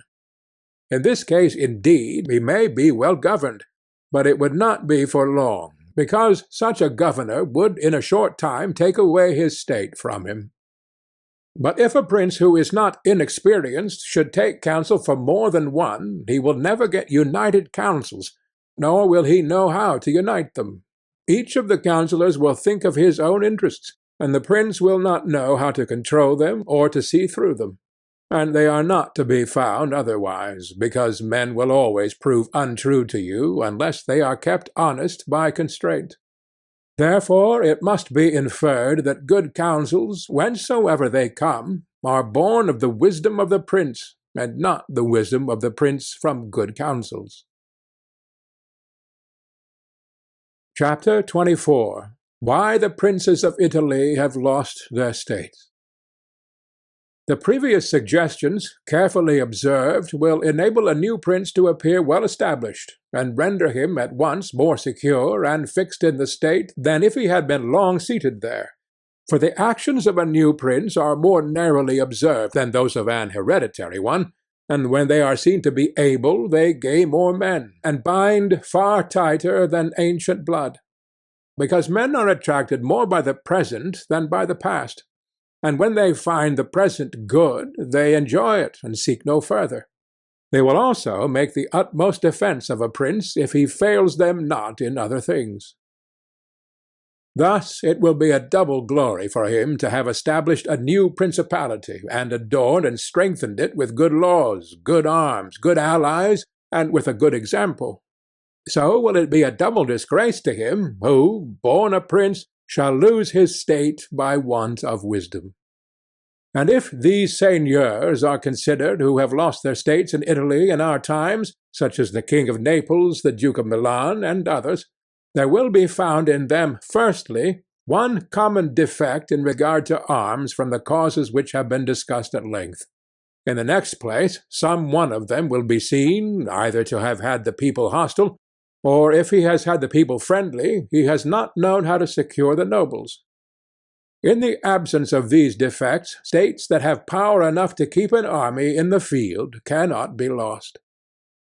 Philip of Macedon, not the father of Alexander the Great, but he who was conquered by Titus Quintius, had not much territory compared to the greatness of the Romans and of Greece who attacked them. Yet, being a warlike man who knew how to attract the people and secure the nobles, he sustained the war against the enemies for many years, and if in the end he lost the dominion of some cities, nevertheless he retained the kingdom. Therefore, do not let our princes accuse fortune for the loss of their principalities after so many years' possession, but rather their own sloth, because in quiet times they never thought there could be a change. It is a common defect in man not to make any provision in the calm against the tempest. And when afterwards the bad times came, they thought of flight and not of defending themselves, and they hoped that the people, disgusted with the insolence of the conquerors, would recall them. This course, when others fail, may be good, but it is very bad to have neglected all other expedients for that, since you would never wish to fall because you trusted to be able to find someone later on to restore you. This again either does not happen, or if it does, it will not be for your security, because that deliverance is of no avail which does not depend upon yourself. Those only are reliable, certain, and durable that depend on yourself and your valor. Chapter 25. What Fortune can effect in human affairs, and how to withstand her. It is not unknown to me how many men have had, and still have, the opinion that the affairs of the world are in such wise governed by fortune and by God that men with their wisdom cannot direct them, and that no one can even help them. And because of this, they would have us believe that it is not necessary to labor much in affairs, but to let chance govern them. This opinion has been more credited in our times because of the great changes in affairs which have been seen, and may still be seen, every day, beyond all human conjecture. Sometimes, pondering over this, I am in some degree inclined to their opinion. Nevertheless, not to extinguish our free will, I hold it to be true that fortune is the arbiter of one half of our actions, but that she still leaves us to direct the other half, or perhaps a little less. I compare her to one of those raging rivers, which, when in flood, overflows the plains, sweeping away trees and buildings, bearing away the soil from place to place. Everything flies before it, all yield to its violence, without being able in any way to withstand it. And yet, though its nature be such, it does not follow, therefore, that men, when the weather becomes fair, shall not make provision, both for defences and barriers, in such a manner that, rising again, the waters may pass away by canal, and their force be neither so unrestrained nor so dangerous. So it happens with fortune, who shows her power where valour has not prepared to resist her, and thither she turns her forces where she knows that barriers and defences have not been raised to constrain her. And if you will consider Italy, which is the seat of these changes, and which has given to them their impulse, you will see it to be an open country, without barriers and without any defence. For if it had been defended by proper valour, as are Germany, Spain, and France, either this invasion would not have made the great changes it has made, or it would not have come at all. And this I consider enough to say concerning resistance to fortune in general. But, confining myself more to the particular, I say that a prince may be seen happy to-day and ruined to-morrow, without having shown any change of disposition or character. This, I believe, arises firstly from causes that have already been discussed at length, namely, that the prince who relies entirely on fortune is lost when it changes. I believe also that he will be successful who directs his actions according to the spirit of the times, and that he whose actions do not accord with the times will not be successful.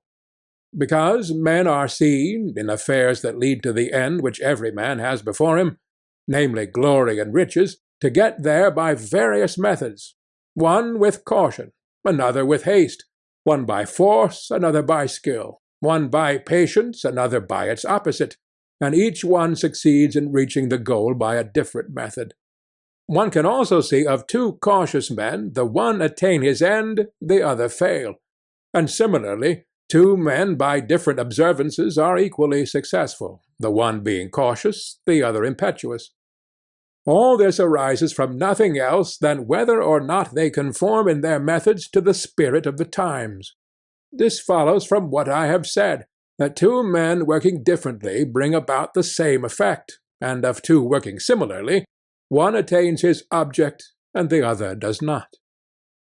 Changes in a state also issue from this, for if to one who governs himself with caution and patience times and affairs converge in such a way that his administration is successful, his fortune is made.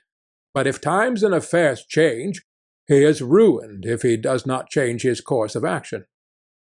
But a man who is not often found sufficiently circumspect to know how to accommodate himself to the change, both because he cannot deviate from what nature inclines him to do, and also because, having always prospered by acting in one way, he cannot be persuaded that it is well to leave it, and therefore the cautious man, when it is time to turn adventurous, does not know how to do it. Hence he is ruined, and had he changed his conduct with the times, fortune would not have changed. Pope Julius II went to work impetuously in all his affairs, and found the times and circumstances conform so well to that line of action that he always met with success. Consider his first enterprise against Bologna, Messer Giovanni Bentivoglio being still alive. The Venetians were not agreeable to it, nor was the King of Spain, and he had the enterprise still under discussion with the King of France. Nevertheless, he personally entered upon the expedition with his accustomed boldness and energy, a move which made Spain and the Venetians stand irresolute and passive, the latter from fear, the former from desire to recover the kingdom of Naples. On the other hand, he drew after him the King of France, because that king, having observed the movement, and desiring to make the Pope his friend so as to humble the Venetians, found it impossible to refuse him. Therefore Julius, with his impetuous action, accomplished what no other pontiff with simple human wisdom could have done. For if he had waited in Rome until he could get away, with his plans arranged and everything fixed, as any other pontiff would have done, he would never have succeeded, because the King of France would have made 1,000 excuses, and the others would have raised 1,000 fears. I will leave his other actions alone, as they were all alike, and they all succeeded. For the shortness of his life did not let him experience the contrary. But if circumstances had arisen which required him to go cautiously, his ruin would have followed, because he would never have deviated from those ways to which nature inclined him. I conclude, therefore, that fortune being changeful and mankind steadfast in their ways, so long as the two are in agreement, men are successful, but unsuccessful when they fall out. For my part, I consider that it is better to be adventurous than cautious, because fortune is a woman, and if you wish to keep her under, it is necessary to beat and ill-use her, and it is seen that she allows herself to be mastered by the adventurous, rather than by those who go to work more coldly. She is, therefore, always womanlike, a lover of young men, because they are less cautious, more violent, and with more audacity command her. Chapter 26. An exhortation to liberate Italy from the barbarians. Having carefully considered the subject of the above discourses, and wondering within myself whether the present times were propitious to a new prince, and whether there are elements that would give an opportunity to a wise and virtuous one to introduce a new order of things which would do honor to him and good to the people of this country, it appears to me that so many things concur to favor a new prince that I never knew a time more fit than the present. And if, as I said, it was necessary that the people of Israel should be captive so as to make manifest the ability of Moses, that the Persians should be oppressed by the Medes so as to discover the greatness of the soul of Cyrus, and that the Athenians should be dispersed to illustrate the capabilities of Theseus, then at the present time, in order to discover the virtue of an Italian spirit, it was necessary that Italy should be reduced to the extremity that she is now in, that she should be more enslaved than the Hebrews, more oppressed than the Persians, more scattered than the Athenians, without head, without order, beaten, despoiled, torn, overrun, and to have endured every kind of desolation. Although lately some spark may have been shown by one, which made us think he was ordained by God for our redemption, nevertheless it was afterwards seen, in the height of his career, that fortune rejected him, so that Italy, left as without life, waits for him who shall yet heal her wounds and put an end to the ravaging and plundering of Lombardy, to the swindling and taxing of the kingdom and of Tuscany, and cleanse those sores that for long have festered. It is seen how she entreats God to send someone who shall deliver her from these wrongs and barbarous insolencies.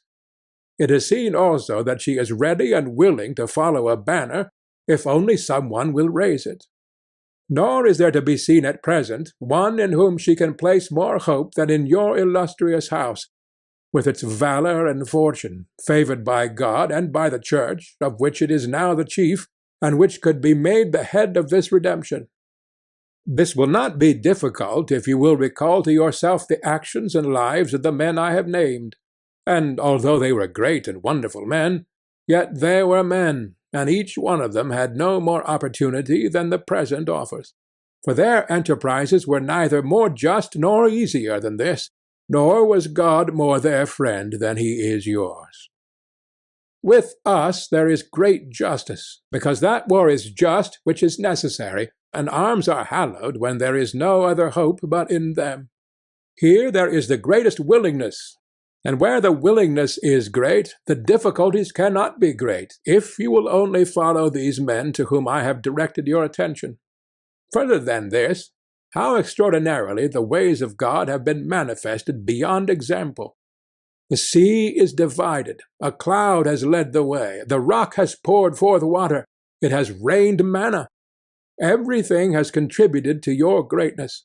You ought to do the rest. God is not willing to do everything, and thus take away our free will and that share of glory which belongs to us. And it is not to be wondered at if none of the above-named Italians have been able to accomplish all that is expected from your illustrious house, and if in so many revolutions in Italy and in so many campaigns it has always appeared as if military virtue were exhausted, this has happened because the old order of things was not good, and none of us have known how to find a new one. And nothing honors a man more than to establish new laws and new ordinances when he himself was newly risen. Such things, when they are well founded and dignified, will make them revered and admired, and in Italy there are not wanting opportunities to bring such into use in every form. Here there is great valour in the limbs, whilst it fails in the head. Look attentively at the duels and the hand-to-hand combats, how superior the Italians are in strength, dexterity, and subtlety. But when it comes to armies, they do not bear comparison, and this springs entirely from the insufficiency of the leaders, since those who are capable are not obedient. And each one seems to himself to know, there having never been any one so distinguished above the rest, either by valour or fortune, that others would yield to him. Hence it is that for so long a time, and during so much fighting in the past 20 years, whenever there has been an army wholly Italian, it has always given a poor account of itself. The first witness to this is Il Taro, afterwards Alessandria, Capua, Genoa, Vaila, Bologna, Maestri. If, therefore, your illustrious house wishes to follow these remarkable men who have redeemed their country, it is necessary before all things, as a true foundation for every enterprise, to be provided with your own forces, because there can be no more faithful, truer, or better soldiers. And although singly they are good, altogether they will be much better when they find themselves commanded by their prince, honoured by him, and maintained at his expense. Therefore it is necessary to be prepared with such arms, so that you can be defended against foreigners by Italian valour. And although Swiss and Spanish infantry may be considered very formidable, nevertheless there is a defect in both, by reason of which a third order would not only be able to oppose them, but might be relied upon to overthrow them. For the Spaniards cannot resist cavalry, and the Switzers are afraid of infantry whenever they encounter them in close combat. Owing to this, as has been and may again be seen, the Spaniards are unable to resist French cavalry, and the Switzers are overthrown by Spanish infantry. And although a complete proof of this latter cannot be shown, nevertheless there was some evidence of it at the battle of Ravenna, when the Spanish infantry were confronted by German battalions, who followed the same tactics as the Swiss. When the Spaniards, by agility of body and with the aid of their shields, got in under the pikes of the Germans and stood out of danger, able to attack, while the Germans stood helpless. And if the cavalry had not dashed up, all would have been over with them. It is possible, therefore, knowing the defects of both these infantries, to invent a new one, which will resist cavalry and not be afraid of infantry. This need not create a new order of arms, but a variation upon the old. And these are the kind of improvements which confer reputation and power upon a new prince. This opportunity, therefore, ought not to be allowed to pass for letting Italy at last see her liberator appear. Nor can one express the love with which he would be received in all these provinces, which have suffered so much from these foreign scourings, with what thirst for revenge, with what stubborn faith, with what devotion, with what tears. What door would be closed to him? Who would refuse obedience to him? What envy would hinder him? What Italian would refuse him homage? To all of us this barbarous dominion stinks. Let, therefore, your illustrious house take up this charge with that courage and hope with which all just enterprises are undertaken, so that under its standard our native country may be ennobled, and under its auspices may be verified that saying of Petrarch, "Virtue against fury shall advance the fight, and it in the combat soon shall put to flight. For the old Roman, valour is not dead, nor in the Italians breasts extinguished."